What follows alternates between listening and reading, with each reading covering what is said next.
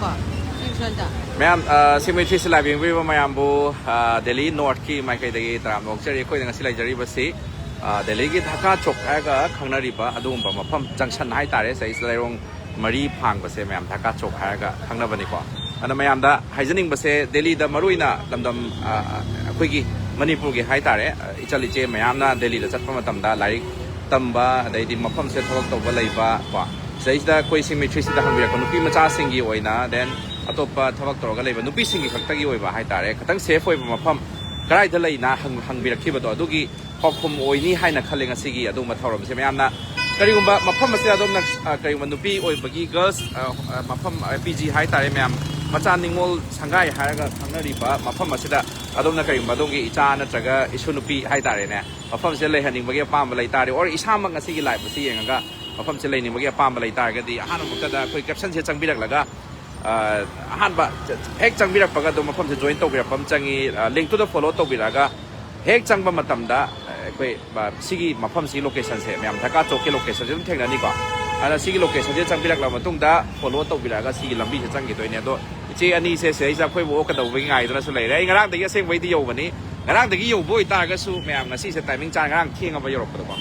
timing chan ngasi se madi live tuma tharam laga ai se ngasi mafam se lagi thado maga atopa mafam da mung la ke na haina plan tawjabani na ngasi lai nge marak sida macha ningo sangai ha ga myam si screenshot lo sambi bai ko macha ningo sangai se myam sida mobile number ke ka su lo yaw re detail ke ka su lo yaw re kari kari servicing lai bano khot pano hai bu su dum myam da haja ke duga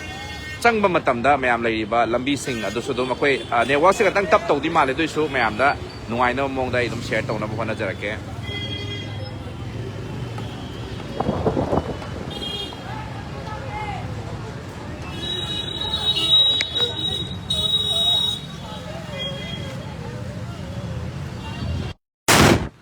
aduga ahamada iche tarabok chari aduga iche RK Vidyarani mayam iche ming ko in dum intro dum tok jare sinma pa thamu ta ro ya ta sound ya aduga igi manaba Suzuki iche ni sida ma sa dum lei birame iche Delhi da ai di khang din hang si lei je anda khatani ne khang je che nai Delhi lai ha ka na samai nai da la on invite to be pa de khang ja vai ta re Delhi lai se che ka mai to in wai tang thabi mai chin ma pa thamaga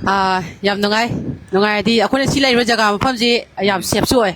ai di akhone lai ro jaga se akhoi gi yum da lai bi type ta lai ro locality gi lai ro mayam se sisina dum guideline to biraga akhone khang da ba lai ga su smai to re khole ha ta moi na akhoi da hana khoi rum jari ka na stay to re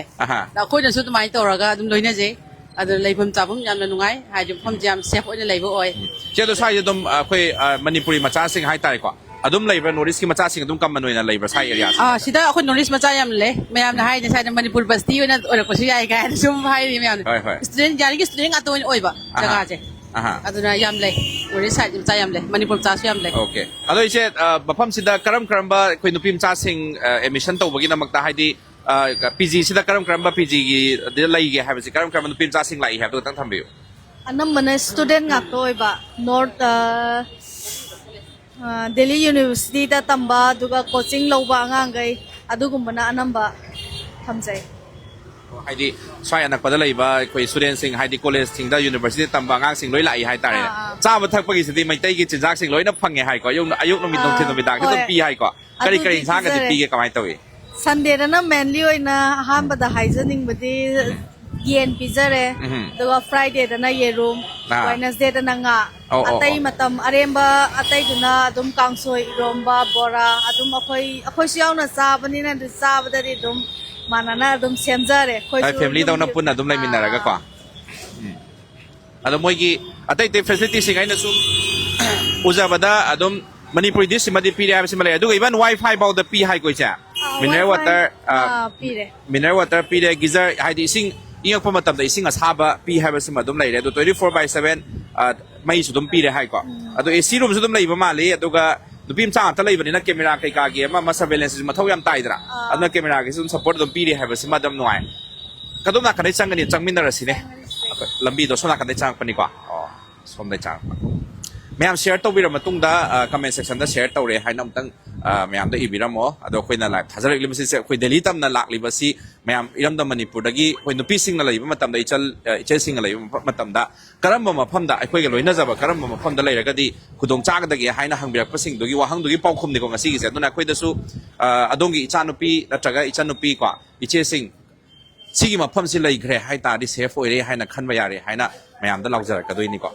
ꯂꯣꯀꯦꯁꯟꯁꯨ ꯑꯗꯨꯝ ꯊꯝꯖꯕꯅꯤ ꯃꯌꯥꯝ location ꯑꯝꯇꯪ ꯌꯦꯡꯕꯤꯔꯛꯑꯣ ꯑꯗꯨꯒ ꯃꯌꯥꯝꯅꯁꯨ ꯉꯁꯤꯒꯤ live ꯑꯁꯤꯕꯨ ꯄꯨꯛꯅꯤꯡ ꯊꯧꯒꯠꯄꯤꯌꯨ ꯍꯥꯏꯕꯁꯤꯃ ꯁꯤꯒꯤ 3C ꯃꯥꯏꯀꯩꯗꯒꯤ ꯊꯝꯖꯒꯦ ꯁꯤꯌꯔ ꯇꯧꯕꯤꯔ ꯃꯇꯨꯡꯗ ꯀꯃꯦꯟ ꯁꯦꯛꯁꯟꯗ ꯁꯤꯌꯔ ꯇꯧꯔꯦ ꯍꯥꯏꯕꯁꯤꯃꯗꯤ ꯇꯉꯥꯏꯕ ꯐꯗꯅ ꯆꯪꯉꯤ ꯍꯥꯏꯅ ꯃꯌꯥꯝꯗ ꯊꯝꯖꯩꯀꯣ ꯍꯧꯖꯤꯛ ꯁꯤꯡꯖꯃꯩ 360ꯒꯤ ꯂꯥꯏꯚꯇꯣ ꯑꯝꯇ ꯌꯦꯡꯕꯤꯌꯣ ꯃꯌꯥꯝ ꯁꯨꯝ ꯂꯥꯏꯚ ꯌꯦꯡꯕꯤꯔꯤꯕ ꯃꯌꯥꯝꯗ ꯍꯥꯏꯗꯤ ꯈꯪꯅ ꯆꯥꯟꯅꯕꯁꯤꯡ ꯂꯥꯏꯚ ꯊꯥꯔꯛꯑꯦ ꯍꯥꯏꯕꯒꯤ ꯑꯦꯅꯥꯎꯟꯁꯃꯦꯟ ꯁꯨꯝ ꯄꯤꯖꯕꯀꯣ ꯏꯆꯦꯅ ꯁꯨꯃꯥꯏꯅ ꯂꯝꯕꯤ ꯃꯔꯛꯁꯤꯗ ꯑꯗꯨꯝ ꯍꯩ ꯂꯩ ꯀꯩꯀꯥ ꯑꯃꯁꯨ ꯑꯗꯨꯝ ꯌꯣꯟꯕ ꯑꯗꯨꯝ ꯆꯪꯉꯛꯄꯖꯥꯠꯅꯤ ꯅꯨꯡꯉꯥꯏꯕꯖꯥꯠꯅꯤ ꯂꯩꯔꯛ ꯑꯣꯏꯇꯥꯔꯒꯁꯨꯀꯣ ꯈꯤꯇꯪ ꯆꯪꯉꯛꯄꯅꯤꯅ ꯁꯦꯐ ꯑꯣꯏꯅꯤ ꯍꯥꯏꯅ ꯈꯜꯂꯤꯀꯣ ꯈꯤꯇꯪ ꯆꯪꯉꯛꯄꯅꯤꯅ ꯃꯦꯟ ꯔꯣꯗꯇ ꯌꯥꯝ ꯂꯥꯡꯕꯁꯨ ꯑꯣꯏꯗ꯭ꯔꯦ ꯅꯠꯇ꯭ꯔꯥ ꯏꯆꯦ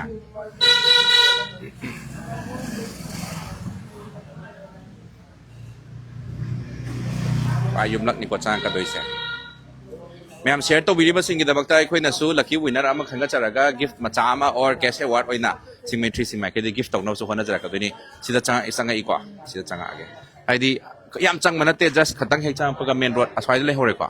मेन रोड तुदगी अदुम सिगी गेट सिगी नाकंदा हाइ तारे सुमाइना सिदा चंगागा चुमना चंगकदो खोंग लंबी ओइना सिना खोंग लंबी ओइगदो खोंग अदुम चंगपना दि सामिको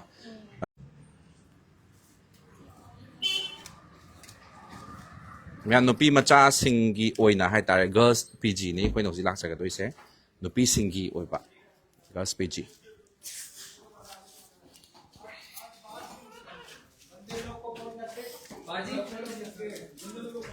If you said something wrong, how was it?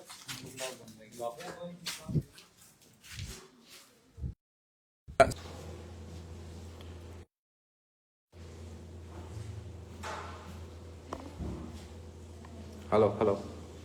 Ma'am, first floor da koi si changjari ko. So is the microphone nama to kai yok hai. Puthoro hello.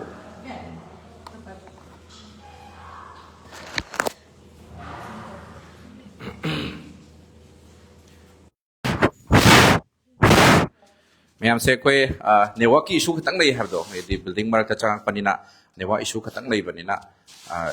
problem khatang thoke tawi du issue network first floor gi ba every floor kudi maki wifi loi namak lei adana first floor si chang pada ma'am sumaina right side ta room ma lei ko tang chang biu ni mic to pa sung wa ngang chang biu tat laga di ma'am china ne board chu doi ne ba ko chin ma pat tham ngang biu karam karam na kan chang si ga somi sigi room sina single loina thamjabane siana show tawjage o mi lei bra lei okay somna single room mi ama khaki oina hai tare na koina sida facility pijai se bed ama almari ama study table ama sida room gi almira ama duga bed ama duga sida study table ama ga piba okay duga tai kam mut pe duga sigi se kitchen su lei ko ma pan da kitchen sina common oiba moina mayam na kaino ma thongni kaino ma chaningi habdo se dum tawba yare ba natra ne somna double seater oideba sida na mi ani lei bagi corridor yaudeba som size sina okay corridor di mayam thong se hang do matung da mapan da amta hang do piyo ni mapan da corridor su smai yawi ko sidagi loina ma masang sima loina ma phangba view se mapan gi su mai loi mak yawi ko sumai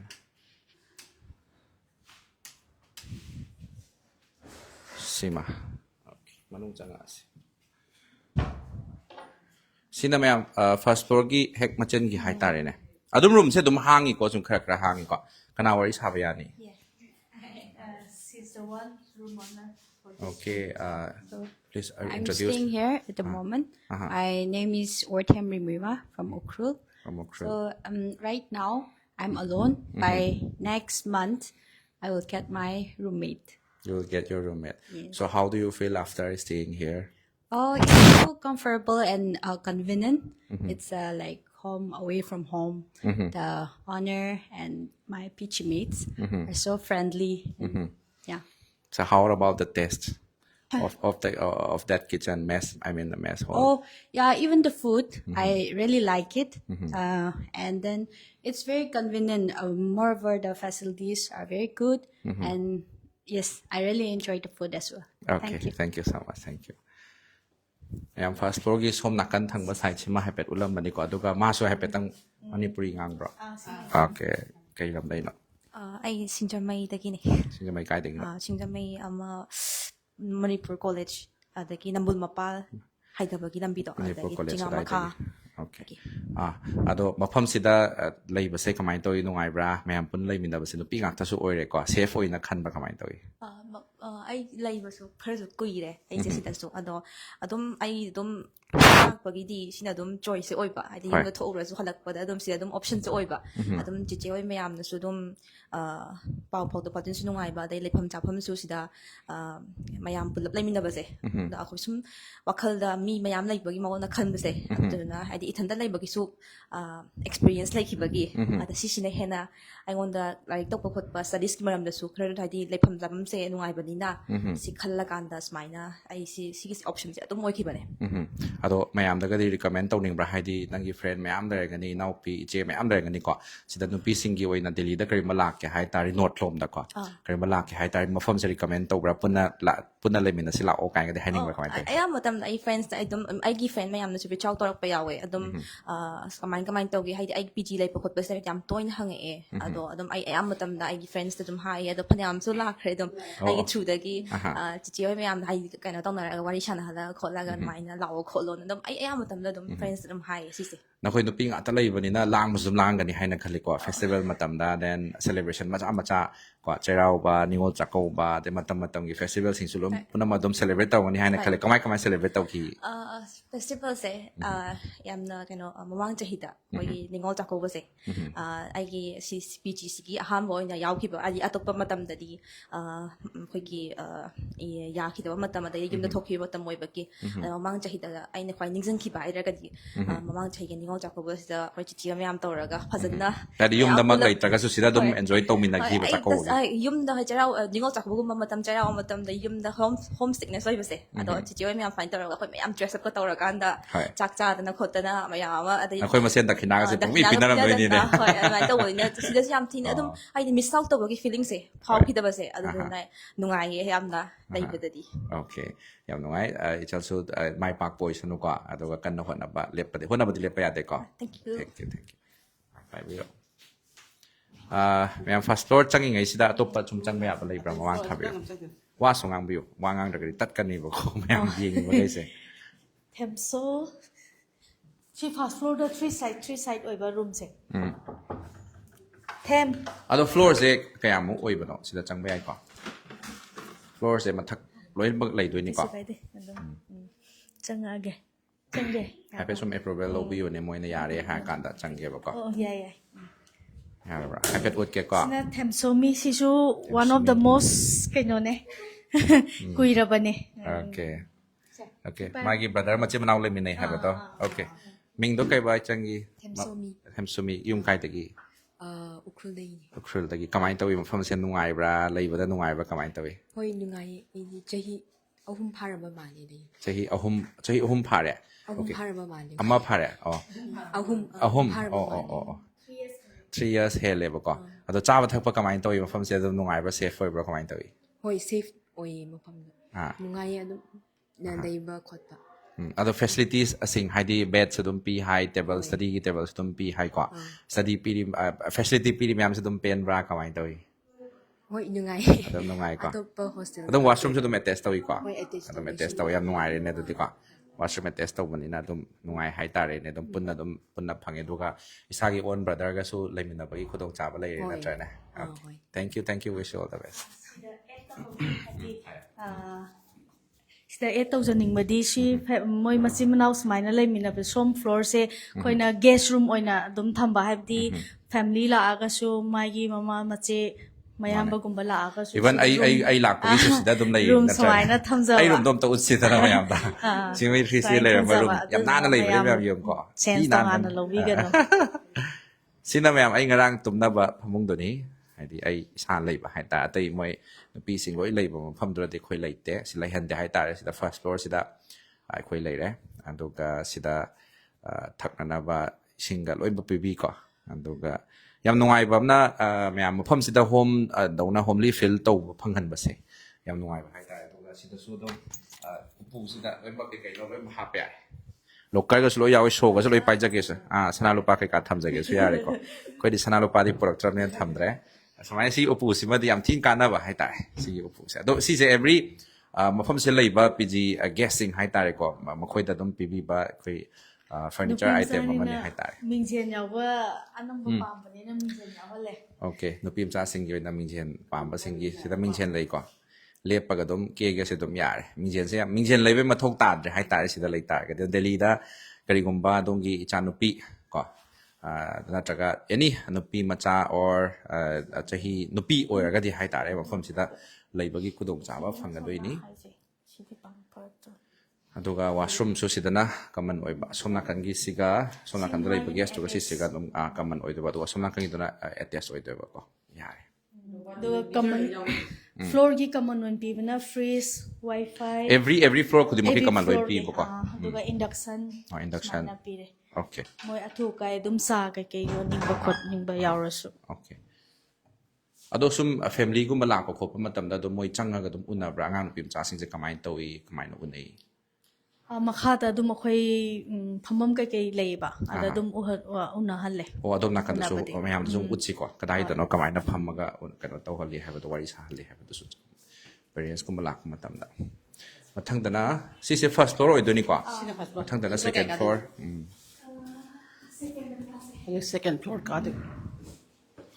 second floor ꯃꯌꯥꯝ ꯗꯦꯜꯂꯤꯒꯤ ꯅꯣꯔꯠꯇꯅꯤꯀꯣ ꯑꯩꯈꯣꯏꯅ ꯍꯧꯖꯤꯛ ꯂꯩꯖꯔꯤꯁꯦ ꯙꯀꯥ ꯆꯧꯛ ꯍꯥꯏꯔ ꯈꯪꯅꯕꯤꯕ ꯃꯐꯝꯗꯣ ꯑꯗꯨꯗꯒꯤ ꯈꯣꯡꯅ ꯑꯗꯨꯝ ꯆꯪꯉꯛꯄꯗ ꯂꯩꯔꯦ ꯃꯌꯥꯝ ꯅꯦꯠꯋꯥꯛ ꯇꯂꯛꯄ ꯌꯥꯏ ꯉꯥꯏꯍꯥꯛꯇꯪꯗꯤ ꯔꯤꯖꯨꯝ ꯇꯧꯅꯕ ꯔꯦꯗꯤ ꯂꯩꯕꯤꯌꯨꯀꯣ ꯍꯥꯏꯗꯤ ꯁꯤꯌꯔꯁꯨ ꯇꯧꯕꯤꯔꯝꯃꯣ ꯑꯗꯨꯒ ꯀꯃꯦꯟ ꯁꯦꯛꯁꯟꯗ ꯁꯤꯌꯔ ꯇꯧꯔꯦ ꯍꯥꯏꯕꯁꯤꯃꯁꯨ ꯏꯕꯤꯔꯝꯅꯕ ꯍꯥꯏꯖꯔꯤ ꯇꯧꯈ꯭ꯔꯕ ꯁꯤꯗꯅ ꯁꯦꯀꯦꯟ ꯐ꯭ꯂꯣꯔ ꯑꯣꯏꯗꯣꯏꯕ ꯀꯣꯂꯤꯡ ꯕꯦꯜ ꯌꯥꯎꯔꯦ ꯀꯣꯂꯤꯡ ꯕꯦꯜ ꯌꯥꯎꯔꯦꯀꯣ ꯑꯩꯈꯣꯏ ꯍꯥꯟꯅ ꯑꯩꯈꯣꯏ ꯗꯥꯏꯔꯦꯛ ꯍꯧꯗꯣꯛꯇꯣꯏꯅꯤꯅꯦ ꯆꯪꯗꯦ ꯑꯩꯈꯣꯏ ꯗꯥꯏꯔꯦꯛ ꯍꯥꯟꯅ ꯆꯪꯗꯦ ꯑꯉꯥꯡꯁꯤꯡꯗ ꯏꯟꯐꯣꯔꯝ ꯇꯧꯔ ꯃꯇꯨꯡꯗ ꯑꯩꯈꯣꯏ ꯆꯪꯉꯦ ꯑꯌꯥꯕ ꯂꯧꯔꯕ ꯃꯇꯨꯡꯗ ꯍꯥꯏꯇꯥꯔꯦ ꯑꯗꯣ ꯁꯤ ꯑꯩꯈꯣꯏꯅ ꯂꯥꯏꯚ ꯊꯥꯗ꯭ꯔꯤꯉꯩ ꯃꯃꯥꯡꯗꯁꯨ ꯃꯈꯣꯏꯒꯤ ꯄ꯭ꯔꯥꯏꯌꯔ ꯑꯣꯏꯕ ꯑꯌꯥꯕ ꯂꯣꯏ ꯂꯧꯖꯔꯕꯅꯤꯀꯣ ꯍꯥꯏꯗꯤ ꯗꯛ ꯍꯦꯛꯇ ꯂꯥꯏꯚ ꯊꯥꯖꯤꯟꯕ ꯅꯠꯆꯗꯦ ꯃꯣꯏ ꯑꯌꯥꯕ ꯂꯧꯔꯀꯥꯟꯗ ꯊꯥꯖꯔꯛꯄꯅꯤ ꯍꯦꯛ ꯆꯪ ꯃꯇꯝꯗ ꯑꯗꯨꯝ ꯃꯈꯥꯗ ꯂꯩꯍꯧꯕ ꯐꯥꯔꯁ ꯐ꯭ꯂꯣꯔꯗ ꯂꯩꯔꯤꯕ ꯑꯗꯨꯃꯥꯏꯅ ꯀꯤꯠꯆꯟꯁꯨ ꯂꯩꯀꯣ ꯑꯗꯣ ꯑꯇꯩꯁꯤꯗ ꯁꯣꯃꯛꯇꯤ ꯅꯠꯇꯦ ꯂꯣꯛꯁꯦ ꯁꯨꯝ ꯍꯥꯏꯐꯦꯠ ꯁꯨꯝ ꯊꯥꯔ ꯊꯝꯃꯦ ꯑꯗꯨꯝ ꯃꯣꯏ ꯑꯦꯕ꯭ꯔꯤ ꯃꯌꯥꯝ ꯐ꯭ꯂꯣꯔ ꯈꯨꯗꯤꯡꯒꯤ ꯋꯥꯏꯐꯥꯏ ꯂꯣꯏ ꯂꯩꯒꯅꯤꯀꯣ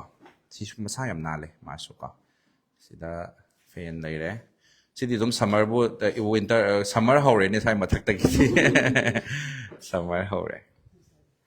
ꯁꯤꯗ ꯐꯃꯨꯡ ꯑꯅꯤ ꯊꯥꯔꯦ ꯑꯗꯨꯒ ꯎꯄꯨ ꯑꯅꯤ ꯂꯩꯔꯦ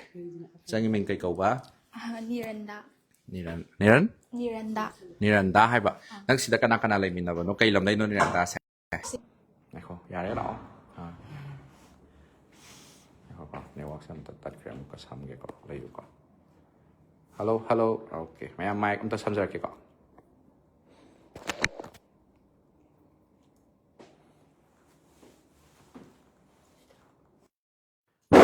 ꯑꯣꯀꯦ ꯌꯥꯔꯦ ꯃꯤꯡꯒ ꯂꯩꯐꯝꯒꯗꯣ ꯑꯝꯇꯪ ꯍꯥꯏꯔꯛꯑꯣ ꯅꯦꯠꯋꯥꯛ ꯉꯥꯏꯍꯥꯛ ꯇꯠꯂꯨꯕꯒꯤ ꯐ꯭ꯂꯣꯔ ꯂꯥꯛꯄꯒꯤ ꯍꯥꯏꯇꯥꯔꯦꯀꯣ ꯈꯤꯇꯪ ꯅꯨꯡꯉꯥꯏꯔꯨꯗ꯭ꯔꯦ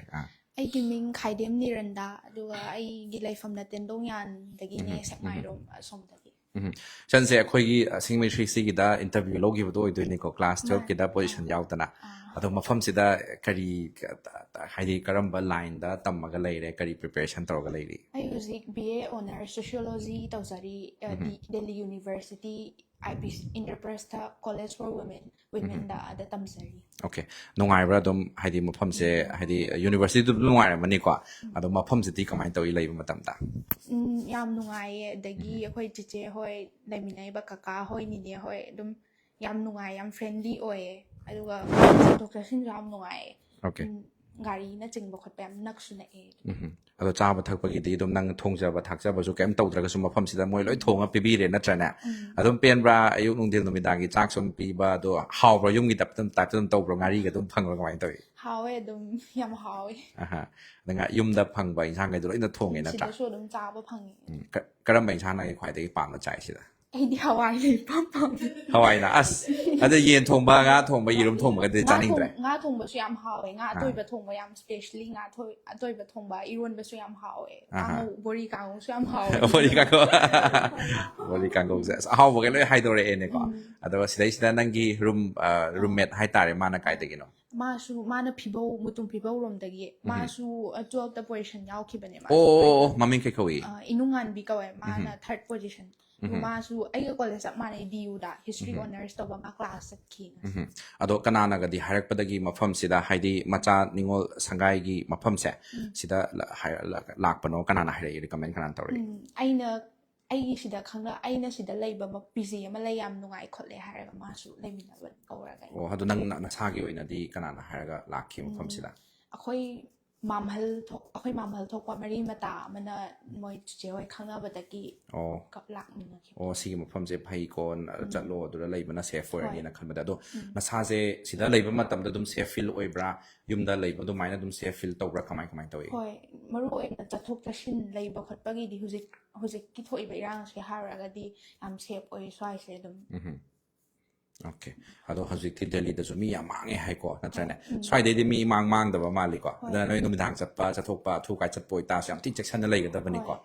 Mai mai pai bi ro iche da hangning bam lai swai se iche hoi mai anna budi ngak sen bi ra ga di budi lai ne ko guardian na moina. Ado swai de gi mi mang mu khop ga di taw ro Delhi gi kamai toi pau ta. ꯁ꯭ꯋꯥꯏꯒꯤ ꯑꯣꯏꯅꯗꯤ ꯊꯣꯏꯗꯣꯛꯄ ꯀꯩꯝ ꯂꯩꯇꯦ ꯖꯤꯡꯋꯥꯡꯕ ꯁꯤꯗꯤ ꯑꯩꯈꯣꯏꯒꯤ ꯌꯨꯝꯗ ꯃꯅꯤꯄꯨꯔꯗ ꯂꯩꯕꯒꯤ ꯇꯥꯏꯞꯇ ꯑꯗꯨꯝ ꯁ꯭ꯋꯥꯏꯒꯤ ꯖꯒꯥ ꯑꯦꯂꯀꯥꯁꯦ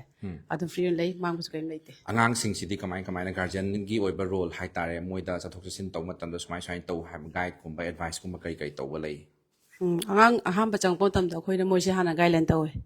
ꯃꯣꯏ ꯍꯥꯟꯅ ꯆꯪꯉꯛꯄ ꯃꯇꯝꯗ ꯑꯗꯣ ꯃꯣꯏ ꯍꯥꯟꯅ ꯌꯨꯝꯂꯣꯝꯗꯒꯤ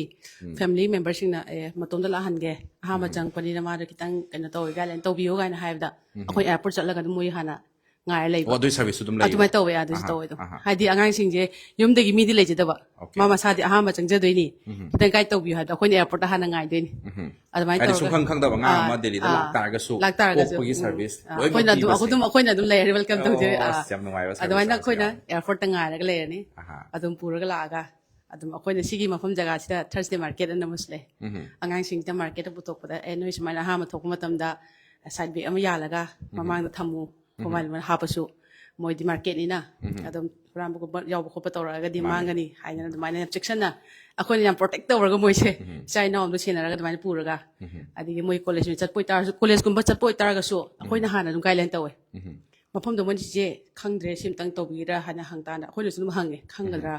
ꯈꯪꯉꯣꯏ ꯍꯥꯏꯔꯒꯗꯤ ꯃꯐꯝꯗꯣ ꯑꯩꯈꯣꯏꯅ ꯆꯠꯂꯒ ꯃꯣꯏꯁꯨ ꯑꯗꯨꯝ ꯗ꯭ꯔꯣꯞ ꯇꯧꯕꯤꯕ ꯑꯗꯨꯃꯥꯏꯅ ꯇꯧꯕꯤꯔꯒ ꯍꯥꯟꯅ ꯇꯧꯕꯤ ꯑꯗꯨ ꯃꯣꯏꯅ ꯅꯣꯡ ꯅꯤꯅꯤ ꯇꯧꯔꯝꯗ ꯈꯪꯒꯅꯤ ꯍꯥꯏꯔꯀꯥꯟꯗ ꯑꯗꯨꯃꯥꯏꯅ ꯑꯣꯏꯅ ꯁꯦꯟꯅꯔꯒ ꯆꯥꯎꯁꯤꯟ ꯁꯦꯟꯅꯔꯒ ꯑꯃꯨꯛ ꯊꯥꯗꯣꯛꯄ ꯑꯗꯨꯃꯥꯏꯅ ꯇꯧꯕ Ado anything problem lak matam da hojiti mobile gi matam ni natrane. Khudak kadum pau phona na bagi khudong chaba da sudum lai ga doini. ꯂꯩ ꯑꯦꯅꯤ ꯇꯥꯏꯝ ꯃꯣꯏ ꯑꯉꯥꯡꯁꯤꯡꯅ ꯍꯥꯏꯔꯛꯄꯗ ꯑꯗꯨꯝ ꯁꯤꯗ ꯂꯩꯔꯤꯁꯦ ꯃꯔꯛꯊꯅ ꯃꯄꯥꯟꯗ ꯂꯩꯕ ꯃꯇꯝꯗ ꯑꯉꯥꯡꯁꯤꯡꯁꯦ ꯀꯣꯛꯃꯛꯇ ꯆꯤꯛꯑꯦ ꯍꯥꯏꯕꯗ ꯐꯦꯃꯤꯂꯤꯒꯤ ꯂꯩꯕ ꯂꯥꯞꯅ ꯂꯩꯕ ꯃꯤꯁꯤꯡꯁꯤꯅ ꯌꯥꯝ ꯇꯦꯟꯁꯟ ꯂꯩꯕ ꯍꯥꯏꯇꯥꯔꯦ ꯑꯩ ꯏꯆꯥꯗꯣ ꯀꯣꯛ ꯆꯤꯛꯀꯟꯕꯅꯤ ꯅꯠꯇ꯭ꯔꯒ ꯁꯨꯃꯥꯏꯅ ꯇꯧꯕꯅꯤ ꯋꯥꯈꯜ ꯇꯦꯟꯁꯟ ꯂꯩꯔꯝꯒꯗ꯭ꯔꯥꯅ ꯍꯥꯏꯕ ꯃꯌꯥꯝ ꯂꯩꯕ ꯃꯇꯝꯗ ꯑꯩꯈꯣꯏꯅ ꯍꯥꯟꯅ ꯐꯦꯃꯤꯂꯤꯗ ꯍꯥꯏꯗ꯭ꯔꯤꯉꯩꯗ ꯅꯣꯏꯒꯤ ꯐꯦꯃꯤꯂꯤ ꯑꯣꯏꯅ ꯑꯩꯈꯣꯏ ꯄꯦꯔꯦꯟꯁ ꯑꯃ ꯂꯩꯔꯕꯅꯤꯅ ꯑꯩꯈꯣꯏꯗ ꯍꯥꯟꯅ ꯏꯟꯐꯣꯔꯝ ꯇꯧꯕꯤꯔꯛꯑꯣꯅ ꯍꯥꯏꯔꯒ ꯑꯩꯈꯣꯏꯗ ꯍꯥꯟꯅ ꯇꯧꯍꯜꯂꯦ ꯑꯗꯨꯅ ꯑꯦꯅꯤ ꯇꯥꯏꯝ ꯑꯍꯤꯡ ꯍꯥꯏꯕ ꯂꯩꯇꯦ ꯑꯃ ꯂꯩꯇꯦ Family do this day second family do punna dum lai binaramina. Sida hana haibiyu haibaneba. Yumda ꯍꯥꯏꯗꯤ ꯌꯨꯝꯗꯗꯤ ꯀꯣꯛ ꯆꯤꯛꯑꯦ ꯍꯥꯏꯕꯗꯤ ꯇꯦꯟꯁꯟ ꯂꯩꯒꯗꯣꯏꯅꯤ ꯏꯆꯥꯗ ꯀꯣꯛ ꯆꯤꯛꯑꯦ ꯄꯥꯈꯠꯄ ꯑꯣꯏꯗꯣꯏꯅꯦꯕ ꯑꯩꯈꯣꯏ ꯑꯣꯏꯔꯕꯅꯤ ꯍꯥꯏꯅ ꯃꯣꯏꯅꯁꯨ ꯑꯩꯈꯣꯏꯗ ꯍꯥꯟꯅ ꯇꯧꯔꯛꯑꯦ ꯑꯗꯨꯅ ꯁꯤꯗ ꯅꯨꯡꯗꯥꯡ ꯍꯥꯏꯕ ꯂꯩꯇꯦ ꯑꯍꯤꯡ ꯍꯥꯏꯕ ꯂꯩꯇꯦ ꯀꯩꯝ ꯂꯩꯇꯦ ꯑꯉꯥꯡ ꯂꯥꯏꯔꯤꯛ ꯄꯥꯔꯒ ꯇꯨꯝꯗꯕ ꯌꯥꯎꯔꯤꯕ ꯃꯣꯏꯒꯤ ꯑꯦꯅꯤ ꯀꯩꯅꯣꯝ ꯇꯧꯔꯦ ꯃꯁꯥ ꯅꯨꯡꯉꯥꯏꯇꯦ ꯑꯩꯈꯣꯏ ꯍꯣꯁꯄꯤꯇꯥꯜ ꯑꯗꯨꯝ ꯆꯠꯂꯦ ꯑꯗꯨꯃꯥꯏꯅ ꯌꯥꯝ ꯅꯨꯡꯉꯥꯏꯕ ꯑꯉꯥꯡꯁꯤꯡ ꯒꯥꯏꯗꯂꯥꯏꯟ ꯇꯧꯔ ꯂꯩꯖꯔꯤ Saisa dum family achauba amni ko khoina hojik leiba thengna jaise haidi macha ningol sangai na ming sidang ta matam da su nupi mcha singi oina yam thina safe oiba oigani haina su dum khanjaba du aina hek chang matam da su yam nungai ba ma feel tawjaba haita Delhi yogi matam da mama pa sing chi wakhal da yam lapthui haita ko ado macha ningol sangai sida kari ba lakhi tar ga di adum icha se aigi imung manungi mioi sing dum senagre haina khanbagi feeling do adumaina mafam sida duty tabiri ba iche sing haita ko je sing sina kanna hona biraga family dawna kanna kupsen sen na biramba aduga maru ina khwaidi hena pamjaba manipur dagi oina lakpadadi chinjak haisi yam hainai ko aduna mapangi lamgi chinjak to adu dan adu manipur gi chinjak khai loina phangam base ti sima se am ngai jaba hai tare ngasi bakta har yongchak ki ju su dai di yongchak si ju yaw ko si ja oh yongchak se to manipur dai ni lak to sa jum de gi thara ga adum akoi tha amada ani rom jum thare khangni chana ba yawra ga na tum pai bi re oh bai tong na ga jum de gi compulsory dum thara ka dai ni ai monda hairamaga so ai yongchak kai no ka pro ma yam jani ko mathai dai di purake ai si wakhal se ana lam mo da ba hai tare ko third floor da ka ji third floor da ka bi kala se sisna second floor ni ko hoina karami do aduga handa kisna third floor je room che dum hoji hangi bra kana gumba icha che sing na ko sum icha sing na ga la aga lei ki hai matam room che dum hangi bra kamai to room mo ji khara hangi single da di yamaktre mani khatangai ra mani aduga double first come first serve oidoni ko first come first serve or ne aduga double room da di adu yam kana hang badi oidi orak trabni sig jani ngai hana book tawira ga book tawbi ba akhoi na mobile number ma hapsei ko sida dum contact tawbira ga normal call sometimes phangdaba dum yaw gani no whatsapp ta ga message thabira ga dum pau phawna gani haina khali sida dum hana book tawbira pa yam phani haina khali ko somna so left side ta then right side ta dum room lai ko changba ya ga somdo in chang sa okay left side kida hana changa ge mayam ko angam taw lei te kap karam kani angam class sa kiba wala class sa kre da linga si je class lo ina ngai sin je sa ya ba di loi bakti logi lo na khiba ko si ga ngang lo na class sa kre okay song jang ra same structure di oi doine masai gi do microphone to pai bi oni tara roi pai tra ni chin ma pa da thamang am bi ko same structure di oi doine smaina si shu adum fourth floor book laiba floor khudingi ka hum side manu side mapan side smaina laiba som side sina amu corridor yaw bo oi doiba som mamang gi do duga som side sina adum washroom attached laire room sagi makha structure loi mana ba structure di sab manarani ya tapiramo sina third floor oi doiba si mapuna lip pan bagi di da do hojikti paisa yam chang doi ni na sigi di hojik kitang facility ko na hapsarage adu sum exercise oi ba ya swai da chatpham ju yam ka hen leiba nate stair mathak makha floor amani chatpabu floor amani chatpa sibu kai kai na tadi kai tun loi on na hoi fet nga tangai da na ko chasal liba me am se ai di pizza riba chinjak sing ja aw nga tani na ne aw nga tangai ram ni na fet nga ta wala ka toi na ba adana stair go makha ga chathoga sin taw si som phagi hena khale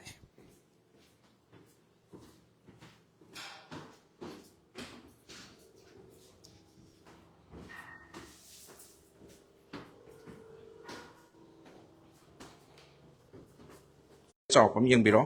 sai bari tatri go si se myam gi gathering to pham chak cha pham kai ka ma se loi lai ko chau pam ma yeng tatri ngai da hai pe yeng biro kai facility lai che si area se kum thak tri ngai dam ta hai biro sai khoi gi si gi je khoi gi space hai khoi gi lai ba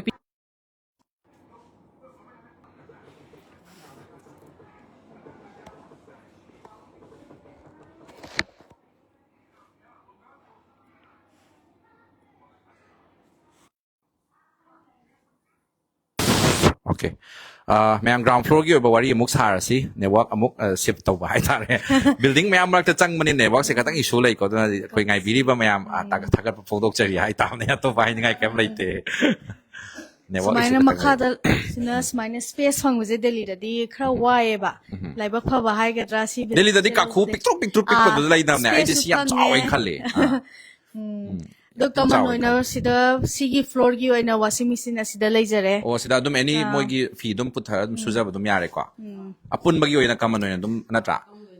ising kai ka dum loin phangani natra yam phare sidi haidi moi da swa wa handa ba hai tare ne aduga moi gi ngasi gi chana na bagi item ga seloi leire ko asomna kan da leibra extra ba aduga sidana rice cooker leire chikai kai kangau hando leire ma loi lo gre khoi na khat thing ngasi se ko si thenge ani ma khai ta sale hawai leire asida lei hawai kangau dai urame hai petang yin ha biro ne chak theng dharak pagi hai tare ado sida lei hawai ha ba aina uram ba da ko aidi akoina haidi kochen cheling da pau phau na ho da ba hai tare ko sida kangau leire extra oina thamjaba angang theng na lak moi chang am dre ne du dia ga lei hawre na tra class ꯑꯣꯏꯔꯒ ꯂꯥꯛꯄꯗ extra ꯄꯤꯅꯤ Okay, ꯃꯣꯏ okay, ꯆꯔꯥ okay. ꯋꯥꯟꯕ ꯈꯣꯠꯄ ꯑꯉꯥꯡ ꯈꯔ Okay, ꯌꯥꯎꯋꯦꯕ okay. ꯑꯗꯨ ꯑꯗꯨꯝꯁꯨ extra ꯑꯣꯏꯅ मैम से ग्राउंड फ्लोर दो निको खोइन होजी ग्राउंड फ्लोर दा मोय डाइनिंग टेबल के का लेरे डाइनिंग टेबल लेजरे का सिदा सिदा मी अमा अनि मरी मंगा तरुक मी तरुक ओनसन मी नरगा तरुक चामिना पुटी बया सिदम कारपेट के का सु याम लई मोय के का ꯁꯤꯁꯤꯅ ꯅꯤꯉꯣꯜ ꯆꯥꯛꯀꯧꯕ पमगे सु यार ꯅꯤꯉꯣꯜ ꯆꯥꯛꯀꯧꯕꯒꯨꯝꯕ ꯂꯥꯛꯄ ꯑꯗꯨꯝ ꯄꯨꯟꯅ ꯑꯩꯈꯣꯏ ꯄꯨꯟꯅ ꯄꯨꯜꯂꯀꯥꯟꯗ ꯆꯥꯛ ꯆꯥꯃꯤꯟꯅꯕ ꯀꯥꯟꯗꯣ ꯁꯤꯁꯤꯅ ꯑꯩꯈꯣꯏ ꯑꯗꯨꯝ ꯃꯔꯛ ꯃꯔꯛꯇ ꯌꯨꯝꯒꯤ ꯆꯥꯛ इंसान नापी कई थाजरकपदो अदुम सी थंबिरे ओ अदुदो इन स्टोर तौबा आइदि फ्रिज तौबा सिदा पा सिदा तौरे कुइन अदुम फ्रेश ओरगा लैबा यानी को याम नुआइ सिदि को संगमान सिंग लोइबा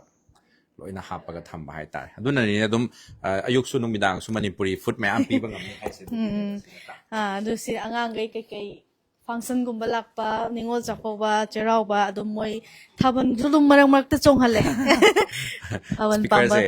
द इसै सकपस दम यानी माइक्रोफोन अमा हपचलगा माइक्रोफोन याउजर ए मा सिगी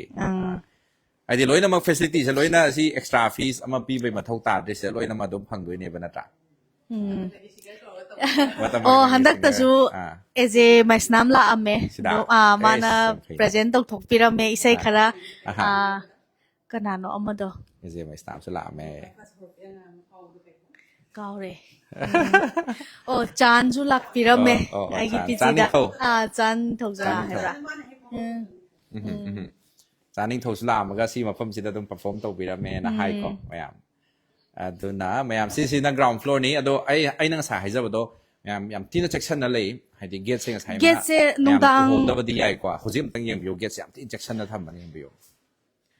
गेट से नुंदांग पुंग 12 तारदि लोले हाइदि 12 दा अंगांgai कन लाइब्रेरी चटप खोटपा यावरिबा कोचिंग लौबो खोटपा अदु पुंग 13 मखाई 45 अदुइ हलपनिना 12:30 अदुम सी बन ओइरे होय होइना खतंग थेंगनि ngasi class अदु दा हायरगा सुदुम पाउ हाना फाउनबा अदु पिबि अदु थोंगाइ सिन तौ अदु तसेंगना पेरेंट्स होइना लैबनिना मोइसे हलक्ट्रि बाउ मोइसे सुद्रि बाउ बदि तुमोइदुइने अदुगी चाक चावा चादबा इनमगा तामोगना सु याम सेक्शन ने येंबिए अंगांग सी चाद्रि हाइबी को ना माइन सु मरक मरक ता हाइबी बा यावे अंगांग क्लास हलगा वाबसु यावेबा अदुदै दुम तुमधगिदना मेकअप थोक्तबदा अदुम चाक मतम चाक नुंदांगिना पुंग 9 दा पिजे अदुदा नंग होदबा खोतबा अदु मयाम दो येंगा इनमगा तामोगना कौथबियो मा वाली अदु वाली ना ओमी वाट पसिंग दो अदु मी से दम फैमिली बिग फैमिली ओइना लेरमिना कनानो पुंग क्यादा चाकचा कि खोखिबस लोइ खंगदोइनि को रेकॉर्ड सिना था यारे ओके सिसिदा मयाम गेट चंगफम सा हाइजबदो सदगी खोइ थोला नि अदु ब्लॉक से अनि सुइ को सोमना कंगी ब्लॉक सिना सिदा न्यू बिल्डिंग ओइदो तक नौना लौजबा बिल्डिंग ने सिना खरा space Chaware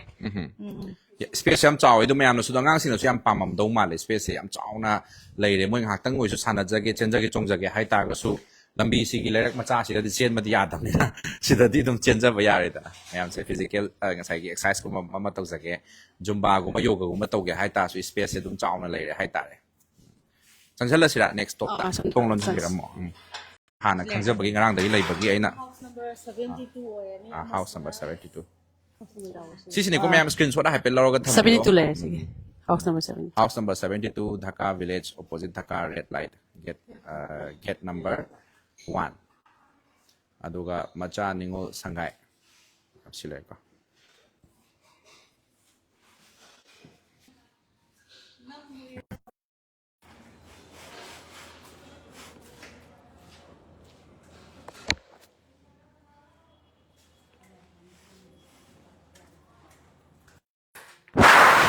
okay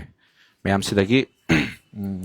सिगी building block से सिनिको मथक्ता लैब बिल्डिंग ब्लॉक अवांग मसि मथोन अमा अनि अहुम मरी फोर्थ फ्लोर फाउनी कोइ से लैदा मथक्ता सुदुम टेरेस मथक्की टेरेस ले टेरेस हम चाउन प्राइस स्पेस फी कैका सुगे खोटके हारगा मथक्ता फोबम लैत्रगदि प्रॉब्लम लैदा अद मथक्ता सु टेरेस लैबनि टेरेस मक्ति यौजरमद्रे अदो सोमना कन थंग साइड बिल्डिंग गिदी टेरेस खोइ उडना बहना जगे को एरिना पाखले आइसदे वे पिजी गेंगां लंबी से अनि थोक माले को अनि थोए हाइबे ताक्सेगे हजिकी खोंना चंगाई लंबी दोमा खोंग लंबी अदुगा गाड़ी मचागुम्बा होय अदुगा सोम दाइबे सोमना गाड़ी चौबा ओ गाड़ी चौबा gari chou thau jalak pa yare si bhaw sidana kai ko mai gi student sing gi pot yam mak tar ga di gari chok da la ga di sidai chang ko sina lambi pai ko lambi pai si ti pai si la mai o asida drop tau jaba sidam dai chang pa yare hoine si yora ga di mamai lebam jam chillani ko sai machin se drop torom ba hai tai okay aduga hojiki another building block sina si chang de ariba block hai tare ne machani mo sangai gi ariba block adum gate si su dum lo laga sumai dum check section na tham si su chamana dum tham de adum ko si lok taw tham de oh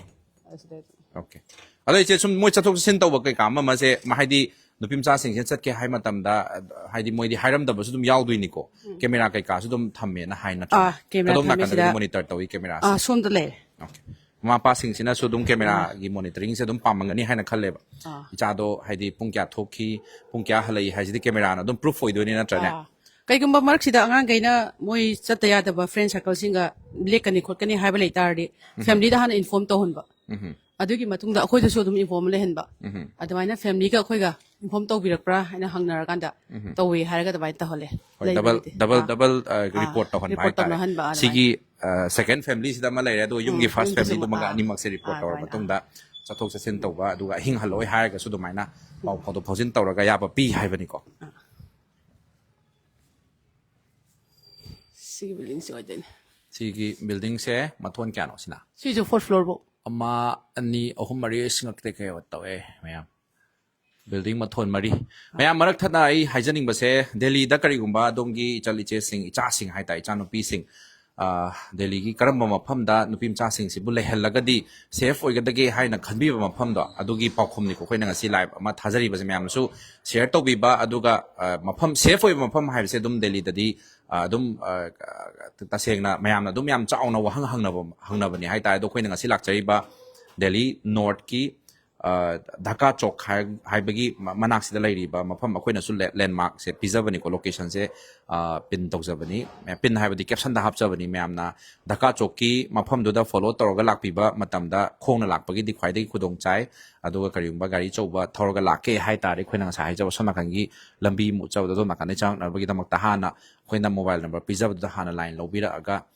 pau photo phojin tawnaga kadom na kan dei la ka doino haibado pau photo phojin tawbiu haibasi mai khoi mai ke degi thamjage aduga macha ningo sangai hariba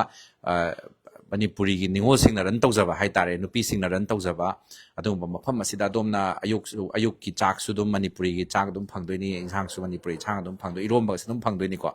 aina sum tajabai je ngari purakpa ngang ama regret chabi wari ma tai ko yum dai ngari puram da su ya bani ko sida ngari loi phangne rame dam ta hai bi de wai do angang ngarang ngoi ohum pulap angang ohum changpa interlock page changi bangang ohum je moi yum de ngari lora por e pim cha hum je akoi ngarang je muro ko phajana maroi panga suna hapaga melaga piba adai da moina muro mo pe pibra ngari hapra hange akoi da hape hai ba ngari sulum phang bro hai loi bi akoi matam matam gi sogri thongbo thangjing singju oro lafu irombo oro jagem pombo ti loi matam matam ti loi phang de ni asi yong chak singju tawni hai ba adi khoi ngari puram da su yare hai hoi manipur pa yum da gi su torom doi ne ba noi delhi da di ngari do phangoi ka khang da na guardian sing sina hai tai ko do macha ningol sangai si da di manipuri gi cha insang ak tane pi do sina tra ngari si ma di top priority da 100 hai ta yam no ngai me macha ningol sangai gi another hai tare another building block hai di an ba si sina sidagi haudorak khibani hai ko sidagi haudorak pasida mayamna sum demand henjalak padagi khatang sidi chauthok ta ba ya drain chauthok pani haina ina sum knowledge phangjai aduna hariba yan hana haudorak khiba building block sigi mayam manung changjake ko machani ngo sangai yam phajana leile ko aduga magi address pa maga so mayam sida block number 59 hai to natro b 59 hai sa 72 Dhaka village ko changa se mayam network tatla su hak tangai bi ko network se samakadoi ni ngamna ba samakadoi ni ko mayam network tatla su hak tangai bi yo si get se si su dum lolang ga doi ni konomi dang ha betang lonjan bi ro ne si gi su get lai ko flow na trasi gi do network to karam ne ba atke bidar 5G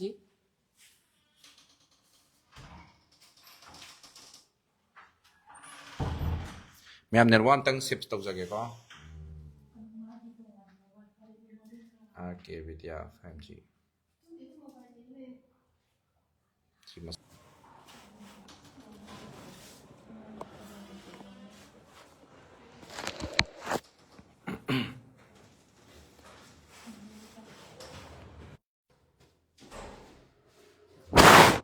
Ma'am, another Wi-Fi มามุกซ้ำมาก็คุยเช็คอินเท่าไหร่กว่า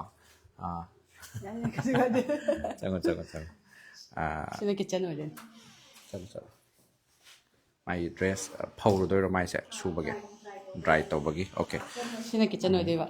สิดาจังไงสินะ left ทั้งหมดใส่จังไงสินะเจ๊กี่วันด้วยเนาะ Kitchen oil dewa sih sila. Kitchen. Mayam gi.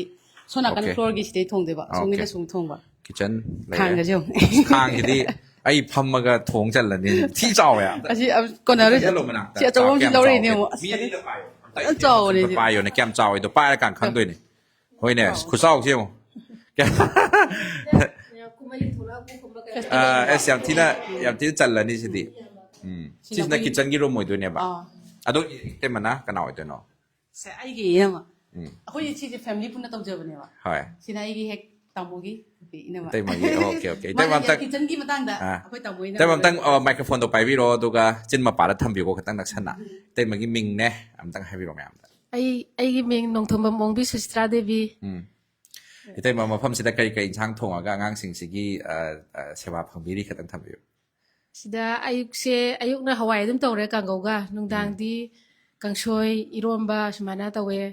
adegi no mai jingna yen thongba adegi yumje kai shadana nga thongba adegi rai dana yirum sumana tawaga pi angang gai gi มาเฮาเสียเฮานั้นเราก็ต้องมักตะกำไมนั่นตัวอย่างงานสิ่งที่น่าจ้าบดาให้ดีงานจ้าบเปียดผสมยาวร้องกันนี่ให้ตาเลยตั้งไงเฮาแต่ว่าแต่แต่ยศลอยตัวในงานหนุ่มพิมพ์สักชัดทีกระบอกก็แต่มวยน่ะยศไปอย่างนามงเสียกำไมตัวก็เส้นบีหลังบีก็ตั้งให้ไปดู moi na sara bya dam je ai dum kai hai de yum gi ta ta toroga sida imung manung gi ta ta lei raga thong bani na dum section na haw na ba sem sara ga dum thong ya du gi แล้วมวยน่ะก็ดีเฮาอีกให้ปะเฮาเตีย hai ให้ haw ye na Haw hai kwa. ni thong haw ye อะตัวก็ข้างโจวเนี่ยตากปฏิดมนุ่งตีกิดมชกโจวโฮไว้แต่ตัวดมโตเลยเนี่ยนะจ๊ะซีเสียงก็ใช้กี่กังโกตัวลูกก็ใช้กังโกสิดาฟิกซ์ตัวเลยโฮตัวอะตัวโอเคที่เสียมาเลยส่วนกันกี่จักคุมสิดานะสิดาเนี่ยว่าทงอีสิดาจ๊ะไรสุกเลยเลยสิดาควายได้จ้าไรสุกก็ได้ไปตั้งหางดอกพิโอในจักปฏิยาวรอบนี้ท่าจะแตะยาวรีเนี่ยยาวรีกว่า anga hala ka tawali nung din มวยเฮลักว่าตุ้มจ้าจะด้วยเนี่ยบ่ร้อยเสียตัวทำบ่อยวานี่เนี่ยงานสิ่งที่ได้ให้ดีมวยได้ทวงมาทำ mga ตรงนี้ ta ba ju yawe anga hala ko da adu ge dum tayari thamme moi dum log jaraga mathaka khalaga pukham te go law pharak tare hai raju sidi dum pibi raga kar ga dum pujagi ba adu ไอ้ที่ข้าคุมท่าโดมมวยทัดโคตรเลยเรียบโคตรเลยไอ้ตาดิตันหลักกระดุยเนี่ยว่าหลักจากกระดุยเนี่ยนะจ๊ะเนี่ยอันนี้ใช้จะอะไรบ้างมาปุ๊กมันซาจะเกี่ยให้กับสะดุ้งยาตัวเนี่ยโอเคยังไงไม่ไปวิโรเจ้าดูกันส่วนนักการกิรุมตัวนั้นไกลๆเลยให้ Son tamu yang.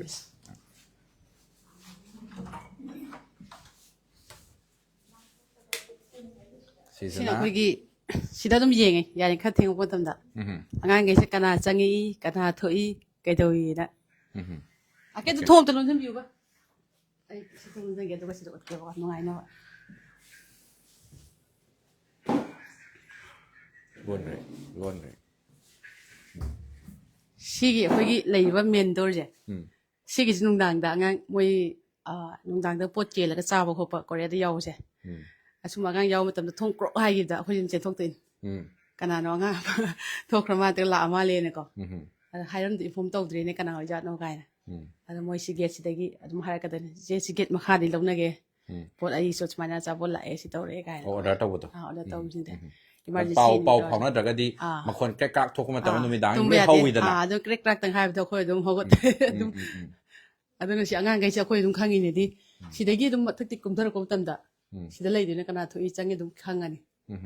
si na si gi ma pan si gi he amu lai ra get si gi stress se aduna loina mu adun si ang si da washing machine ang su ge si lai ra je si sin teres ma thak ki je โอเค teres ma thak ki je angang si kana thoi kana changi get lom lon da bra get lon de hara ga di no gen to lon bi yo เขาให้ด้วยเนี่ยเป่าของมาด้วยเนี่ย to bi yeng bi to na anga hale ji da anga so hale aduna koina semana hale i thoi ji le khang nungai bai ta section boy โอเคท้องห่างตัวเลยท้องห่างตัวเลย si wa khan lon thalam de ne maram di akoi gi niom je angai sing je thong lolam ma ga di lon san bi yo hai bi khang run tum lai gi do มาเลย aduna ai ni lon san bi khang dam je lolam mam ne hai lon thalam ni mo ยาวตรงไหนเลยแต่สิดาน่าตรงมาใช้กี่akoi gi lai ba parents sing lak ma tam natraga ma gi brother sing lak tam da akoi room da elo to de gang chang han de nupam cha sing natraga parents lak tam sida hana มวยมาสานโทรละอากาศสิดาตรงนั้น kaudaraga angang do tora sida unahan ba hai tar admai taw ꯑꯩꯈꯣꯏ ꯆꯥꯃꯛꯇ ꯀꯩꯅꯣ ꯊꯛꯃꯤꯟꯅꯔꯁꯨ ꯍꯔꯥꯎ ꯍꯔꯥꯎꯅ ꯍꯣꯏ family ꯃꯤ ꯑꯃ ꯂꯥꯛꯄ ꯑꯩꯈꯣꯏ ꯌꯨꯝꯗ ꯂꯥꯛꯄꯤꯕꯩ type ꯈꯜꯂꯒ ꯑꯦ ꯁꯨꯃꯥꯏꯅ ꯑꯩ ꯏꯆꯥ ꯂꯥꯛꯑꯦ ꯏꯅꯥꯎ ꯂꯥꯛꯑꯦ ꯍꯥꯏꯅ ꯅꯨꯡꯁꯤꯅꯅ ꯑꯗꯨꯃꯥꯏꯅ ꯇꯧꯔꯒ ꯆꯥꯃꯤꯟ ꯊꯛꯃꯤꯟꯅꯖꯩ ꯑꯣꯀꯦ ꯌꯥꯝ ꯅꯨꯡꯉꯥꯏꯔꯦ ꯑꯗꯨꯒ ꯁꯤꯗ ꯏꯆꯦꯗꯣ ꯑꯝꯇꯪ ꯍꯥꯏꯕꯤꯌꯨ ꯃꯥ ꯑꯝꯇ ꯆꯪꯍꯜꯂꯛꯎꯗꯅ ꯁꯤꯗ ꯑꯩꯈꯣꯏꯒꯤ ꯒꯥꯔꯖꯤꯌꯟ ꯑꯣꯏꯕꯤꯔꯤꯕ ꯏꯆꯦ ꯍꯥꯏꯇꯥꯔꯦꯀꯣ ꯒꯥꯔꯖꯤꯌꯟ ꯑꯣꯏꯕꯤꯔꯤꯕ ꯏꯆꯦꯁꯦ ꯌꯥꯝꯅ ꯃꯁꯥꯒꯤ ꯑꯣꯏꯕ ꯀ꯭ꯋꯥꯂꯤꯇꯤ ꯑꯃꯅ ꯌꯣꯝꯃꯒ ꯂꯩꯕꯅꯦ ꯃꯌꯥꯝꯁꯨ ꯏꯟꯇ꯭ꯔꯣ ꯇꯧꯖꯒꯦ ꯑꯗꯨꯒ ꯁꯤꯗꯁꯨ ꯁꯣꯁꯥꯏꯇꯤ ꯗꯦꯕꯂꯞꯃꯦꯟ ꯑꯦꯋꯥꯔꯗ 2019ꯅ ꯐꯪꯈ꯭ꯔꯤꯁꯦ ꯏꯆꯦꯒꯤ ꯃꯤꯡꯁꯦ ꯔꯥꯖꯀꯨꯃꯥꯔꯤ ꯕꯤꯗ꯭ꯌꯥꯔꯥꯅꯤ ꯗꯦꯕꯤ ꯑꯗꯨꯒ ꯁ꯭ꯄꯣꯔꯠꯁ ꯁꯥꯟꯅꯔꯣꯏ ꯑꯃꯅꯤ ꯀꯔꯝꯕ ꯃꯁꯥꯟꯅꯒꯤꯅꯣ ꯍꯥꯏꯕꯗꯨꯁꯨ ꯑꯩ ꯍꯥꯏꯍꯟꯖꯔꯛꯀꯦ ꯑꯗꯨꯒ ꯀꯔꯝꯕ ꯒꯨꯟꯅ ꯌꯣꯝꯃꯒ ꯂꯩꯕ ꯏꯆꯦꯅ ꯃꯐꯝꯁꯤꯗ ꯃꯆꯥ ꯅꯤꯉꯣꯜ ꯁꯪꯒꯥꯏꯁꯦ ꯔꯟ ꯇꯧꯕꯤꯔꯤꯕꯅꯣ ꯍꯥꯏꯕꯗꯣ ꯑꯗꯨꯅꯤ ꯂꯥꯛꯀꯗꯣꯏꯁꯦꯀꯣ ꯏꯆꯦꯒꯤ ꯁꯤꯒꯤ ꯁꯥꯔꯇꯤꯐꯤꯀꯦꯠꯀꯤ ꯃꯇꯥꯡꯁꯦ ꯈꯤꯇꯪ ꯊꯝꯕꯤꯌꯨ ꯑꯩꯁꯦ ꯗꯤꯁꯤꯄ꯭ꯂꯤꯟ ꯑꯣꯏꯅ ꯇꯥꯏꯀꯣꯟꯗꯣ ꯗꯤꯁꯤꯄ꯭ꯂꯤꯟꯗ ꯍꯧꯖꯔꯛꯄꯅꯦ ꯍꯥꯏꯗꯤ ꯃꯤꯁꯦ ꯈꯟꯅꯕ ꯍꯧꯔꯒ ꯅꯤꯡꯈꯥꯏꯕ ꯊꯤꯡꯒꯥꯏꯕꯤꯁꯦ ꯂꯣꯏꯅꯃꯛ ꯍꯩꯗꯣꯏꯅꯦꯕ ꯅꯠꯇ꯭ꯔꯥ ꯁꯦꯜꯐ ꯗꯤꯐꯦꯟꯁꯁꯦ ꯃꯔꯨ ꯑꯣꯏꯅꯀꯣ ꯃꯔꯛꯇ ꯁꯤꯗ ꯑꯩꯅ ꯑꯁꯣꯝꯗ ꯃꯦꯠ ꯂꯩꯍꯧꯕꯗꯣ ꯑꯩ ꯁꯤꯗ ꯀ꯭ꯂꯥꯁ ꯂꯧꯖꯩꯌꯦꯕ ꯍꯧꯖꯤꯛ ꯊꯕꯛꯅ ꯆꯤꯡꯃꯟꯕꯒꯤ ꯑꯩ ꯉꯝꯗꯕꯒꯤ ꯍꯨꯒꯠꯂꯒ ꯊꯝꯈ꯭ꯔꯦ ꯇꯥꯏꯀꯣꯟꯗꯣ ꯀ꯭ꯂꯥꯁ ꯂꯧꯋꯦꯕ ꯑꯣꯀꯦ ꯁ꯭ꯋꯥꯏꯒꯤ ꯂꯣꯀꯦꯂꯤꯇꯤ ꯃꯌꯥꯝ ꯂꯥꯛꯄꯗꯣ ꯑꯗꯨꯒꯤ ꯂꯧꯖꯕ ꯑꯗꯩꯗ ꯁꯤꯒꯤ ꯑꯦꯋꯥꯔꯗꯁꯦ ꯄꯤꯕꯤꯔꯛꯄꯅꯦꯕ ꯃꯊꯛꯇꯁꯨ ꯑꯦꯋꯥꯔꯗꯁꯦ ꯐꯪꯈꯤꯕꯒꯤ ꯐꯣꯇꯣꯁꯨ ꯑꯗꯨꯝ ꯂꯩꯔꯦꯀꯣ ꯑꯗꯨꯒ ꯏꯆꯦꯒꯤ ꯇꯥꯏꯀꯣꯟꯗꯣ ꯁꯥꯟꯅꯕꯒꯤ ꯍꯥꯏꯇꯥꯔꯦ ꯃꯥꯏ ꯕ꯭ꯂꯦꯛ ꯕꯦꯜꯅꯤꯅꯦ ꯐꯥꯔꯤꯁꯦ ꯁꯦꯀꯦꯟ ꯗꯥꯟ ꯁꯦꯀꯦꯟ ꯀꯩꯕ ꯁꯦꯀꯦꯟ ꯗꯥꯟ ꯀꯧꯕ꯭ꯔꯥ ꯑꯣꯀꯦ ꯍꯣꯏ ꯕ꯭ꯂꯦꯛ ꯕꯦꯜ ꯂꯣꯏꯔꯒ ꯑꯃꯨꯛ ꯁꯦꯀꯦꯟ ꯗꯥꯟ ꯑꯃꯨꯛ ꯑꯗꯨꯃꯥꯏꯅ ꯊꯥꯔꯠ ꯐꯣꯔꯠ ꯐꯤꯐꯇꯅ ꯂꯩꯌꯦ ꯌꯥꯝ ꯅꯨꯡꯉꯥꯏꯅꯦ ꯑꯗꯣ ꯏꯆꯦꯁꯨ ꯋꯥꯟ ꯑꯣꯐ ꯗ ꯕ꯭ꯂꯦꯛ ꯕꯦꯜꯅꯤ ꯍꯥꯏꯅ ꯈꯟꯖꯔꯒ ꯃꯅꯤꯄꯨꯔꯒꯤ ꯁꯤएमꯁꯦ ꯕ꯭ꯂꯦꯛ ꯕꯦꯜ ꯑꯃꯅꯒ ꯑꯣꯏꯔꯛꯄꯁꯦ ꯀꯩ ꯐꯥꯎꯒꯦ ꯏꯆꯦ ꯍꯣꯏ ꯄꯥꯔꯇꯤꯅꯤꯅꯦ ꯌꯥꯝ ꯍꯔꯥꯎꯋꯦ ꯁꯨꯃꯥꯏꯅ ꯑꯩꯈꯣꯏ ꯑꯣꯖꯥ ꯑꯃ ꯑꯣꯏꯔꯝꯃꯒ ꯁꯨꯃꯥꯏꯅ ꯑꯣꯏꯔꯛꯄꯁꯦ ꯑꯩꯈꯣꯏꯗ ꯈꯥꯏꯅꯤ ꯍꯥꯏꯅ ꯃꯃꯥꯡꯒꯤ ꯁꯤएमꯗꯨꯅ ꯐꯨꯠꯕꯣꯜꯅꯤꯗꯅ ꯍꯟꯗꯛꯀꯤ ꯁꯤएमꯁꯤꯅ ꯇꯥꯏꯀꯣꯟꯗꯣꯅꯦꯕ ꯅꯠꯇ꯭ꯔ ꯀꯦꯔꯦꯠ ꯇꯥꯏꯀꯣꯟꯗꯣ ꯍꯥꯏꯇꯥꯔꯦ ꯇꯥꯏꯀꯣꯟꯗꯣꯅꯤꯀꯣ ꯃꯥꯅꯦ ꯑꯗꯣ ꯑꯣꯖꯥ ꯅꯨꯡꯉꯥꯏꯀꯣ ꯅꯨꯡꯉꯥꯏ ꯃꯇꯦꯛ ꯁꯨꯝ ꯍꯥꯞꯆꯤꯟꯖꯔꯝꯕꯅꯦ ꯑꯦꯅꯤꯋꯦ ꯐꯥꯔꯁ ꯐ꯭ꯂꯣꯔꯗ ꯑꯃꯨꯛ ꯀꯥꯁꯤꯔꯥ ꯐꯥꯔꯁ ꯀꯃꯥꯏꯅ ꯐ꯭ꯂꯣꯔ ꯇꯧꯁꯦ ꯁꯤꯗꯒꯤꯗꯤ ꯍꯥꯏꯗꯤ ꯐꯥꯔꯁ ꯐ꯭ꯂꯣꯔ ꯂꯥꯛꯑꯅꯤ ꯃꯌꯥꯝ ꯂꯝꯁꯦ ꯌꯥꯝꯅ ꯍꯥꯏꯗꯤ ꯍꯦꯛꯇ ꯗꯦꯜꯂꯤꯗ ꯍꯥꯏꯔꯒꯗꯤ ꯌꯥꯝ ꯊꯤ ꯆꯥꯎꯔꯕꯅꯤꯀꯣ ꯁꯤꯁꯦ ꯌꯥꯝ ꯗꯦꯜꯂꯤꯗꯗꯤ ꯁ꯭ꯄꯦꯁ ꯄꯤꯛꯇ꯭ꯔꯨ ꯑꯃ ꯐꯪꯀꯥꯟꯗ ꯃꯤꯁꯦ ꯆꯞꯁꯜꯂ ꯂꯩꯔꯒ ꯑꯗꯨꯝ ꯄꯪꯂꯩ ꯂꯩꯅꯕꯅꯦꯕ ꯁ꯭ꯄꯦꯁ ꯂꯩꯕꯁꯦ ꯗꯦꯜꯂꯤꯗ ꯀꯌꯥ ꯂꯩꯇꯦꯕ ꯑꯩꯈꯣꯏ ꯁꯤ ꯃꯄꯥꯟꯗ ꯂꯩꯔꯤꯁꯦ ꯁꯨꯃꯥꯏꯅ ꯂꯩꯕ ꯑꯩꯁꯨ ꯃꯃꯥꯡꯗ ꯂꯥꯛꯆꯔꯝꯃꯦ ꯑꯗꯩꯗ ꯂꯥꯛꯄꯗ ꯑꯩꯈꯣꯏꯁꯨ ꯏꯆꯦ ꯑꯗꯩꯗꯤ ꯑꯇꯣꯞꯄ ꯏꯃꯥꯟꯅꯕꯁꯤꯡ ꯂꯩꯕꯁꯤꯡ ꯃꯣꯏ ꯀꯥꯗꯣ ꯆꯠꯂꯒ ꯂꯩꯕꯁꯤꯗ ꯈꯪꯉꯦ ꯍꯥꯏꯕ ꯄꯤꯛꯇ꯭ꯔꯨ ꯄꯤꯛꯑ ꯀꯥꯈꯨꯗꯨꯗꯀꯣ ꯌꯥꯝ ꯋꯥꯟ ꯂꯩꯅꯩ ꯍꯥꯏꯕ ꯑꯗꯣ ꯁꯤ ꯃꯐꯝꯁꯤꯃꯗꯤ ꯇꯁꯦꯡꯅ ꯁꯣꯔ ꯍꯣꯟꯐꯝꯁꯨ ꯃꯔꯥꯡ ꯀꯥꯏꯅ ꯂꯩꯔꯦ ꯂꯣꯏꯅꯃꯛ ꯐꯦꯁꯤलिꯇꯤ ꯂꯣꯏꯅ ꯐꯪꯕ ꯍꯥꯏꯇꯥꯔꯦ ꯑꯗꯨꯒ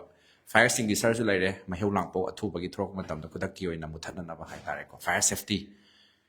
ꯁꯤꯁꯤꯃ ꯌꯥꯝ ꯇꯉꯥꯏ ꯐꯗꯕꯅꯤꯀꯣ ꯂꯩꯔꯝꯃꯦ ꯀꯗꯣꯝꯗ ꯍꯥꯟꯅ ꯆꯪꯉꯦ ꯁꯦꯀꯦꯟ ꯐ꯭ꯂꯣꯔ ꯀꯥꯗꯣꯏꯔꯥ ꯁꯦꯀꯦꯟꯗ ꯀꯥꯔꯁꯤ ꯃꯌꯥꯝ ꯁꯦꯀꯦꯟ ꯐ꯭ꯂꯣꯔ ꯀꯥꯖꯒꯦꯀꯣ ꯁꯦꯀꯦꯟ ꯐ꯭ꯂꯣꯔꯗ ꯅꯦꯠꯋꯥꯛ ꯑꯗꯨꯝ ꯄ꯭ꯔꯣꯕ꯭ꯂꯦꯝ ꯂꯩꯔꯔꯣꯏꯅ ꯈꯜꯂꯦ ꯁꯤꯗꯒꯤꯗꯤ ꯂꯩꯔꯔꯣꯏ ꯅꯦꯠꯋꯥꯛ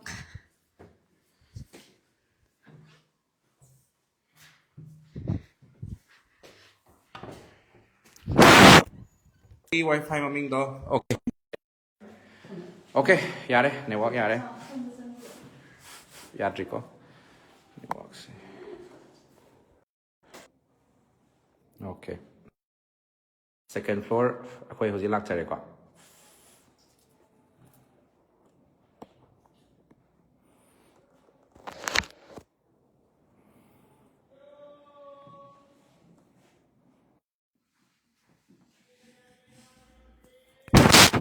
ꯃꯌꯥꯝ ꯁꯦꯀꯦꯟ ꯐ꯭ꯂꯣꯔ ꯌꯧꯖꯔꯦ ꯑꯩꯈꯣꯏꯅ ꯍꯧꯖꯤꯛ ꯂꯥꯛꯆꯔꯤꯁꯦ ꯃꯆꯥ ꯅꯤꯉꯣꯜ ꯁꯪꯒꯥꯏ ꯍꯥꯏꯅ ꯈꯪꯅꯕ ꯗꯦꯜꯂꯤꯒꯤ ꯅꯣꯔꯠ ꯇ ꯂꯩꯕ ꯑꯗꯨꯒꯨꯝꯕ ꯅꯨꯄꯤꯁꯤꯡ ꯈꯛꯇꯒꯤ ꯑꯣꯏꯕ ꯒꯔꯜꯁ ꯄꯤꯖꯤꯅꯤ ꯃꯐꯝꯁꯤꯗ ꯑꯗꯨꯝ ꯁꯤꯡꯃꯩꯇ꯭ꯔꯤꯁꯤꯒ ꯂꯣꯏꯅꯖꯗꯨꯅ ꯂꯩꯕ ꯃꯐꯝ ꯑꯃꯅꯤ ꯍꯥꯏꯅ ꯃꯌꯥꯝꯗꯁꯨ ꯑꯦꯅꯥꯎꯟꯁ ꯇꯧꯅꯅꯕꯒꯤꯗꯃꯛꯇ ꯂꯥꯏꯚ ꯑꯁꯤ ꯊꯥꯖꯔꯛꯄꯅꯤ ꯂꯣꯏꯅꯅ ꯃꯐꯝꯁꯦ ꯂꯩꯕꯒꯤ ꯅꯨꯡꯉꯥꯏꯕ ꯍꯥꯏꯇꯥꯔꯦ ꯃꯐꯝꯁꯦ ꯂꯩꯔꯤꯕ ꯑꯗꯨꯒꯨꯝꯕ ꯏꯁꯇꯨꯗꯦꯟꯁꯤꯡ ꯅꯨꯄꯤꯁꯤꯡ ꯍꯥꯏꯇꯥꯔꯦ ꯅꯨꯄꯤ ꯃꯆꯥꯁꯤꯡꯒ ꯎꯅꯖꯗꯨꯅ ꯋꯥꯔꯤ ꯋꯥꯇꯥꯏ ꯁꯥꯕꯒꯤꯁꯨ ꯑꯗꯨꯝ ꯇꯥꯟꯖꯥ ꯑꯃ ꯂꯩꯔꯒꯗꯤ ꯑꯗꯨꯝ ꯑꯩꯈꯣꯏꯁꯨ ꯑꯗꯨꯝ ꯍꯥꯞꯆꯕꯅꯤ ꯃꯌꯥꯝꯅꯁꯨ ꯃꯅꯤꯄꯨꯔꯒꯤ ꯃꯄꯥꯟꯗ ꯃꯔꯨꯑꯣꯏꯅ ꯗꯦꯜꯂꯤꯗ ꯂꯥꯛꯄꯤꯅꯤꯡꯕ ꯃꯇꯝꯗ ꯃꯅꯤꯄꯨꯔꯒꯤ ꯑꯣꯏꯕ ꯆꯤꯟꯖꯥꯛꯁꯤꯡ ꯑꯌꯨꯛ ꯅꯨꯡꯗꯥꯡ ꯆꯥꯕ ꯐꯪꯒꯦ ꯍꯥꯏꯇꯥꯔꯒꯗꯤ ꯃꯆꯥ ꯅꯤꯉꯣꯜ ꯁꯪꯒꯥꯏꯁꯤꯗ ꯀꯔꯤꯒꯨꯝꯕ ꯂꯥꯛꯄꯤꯔꯒꯗꯤ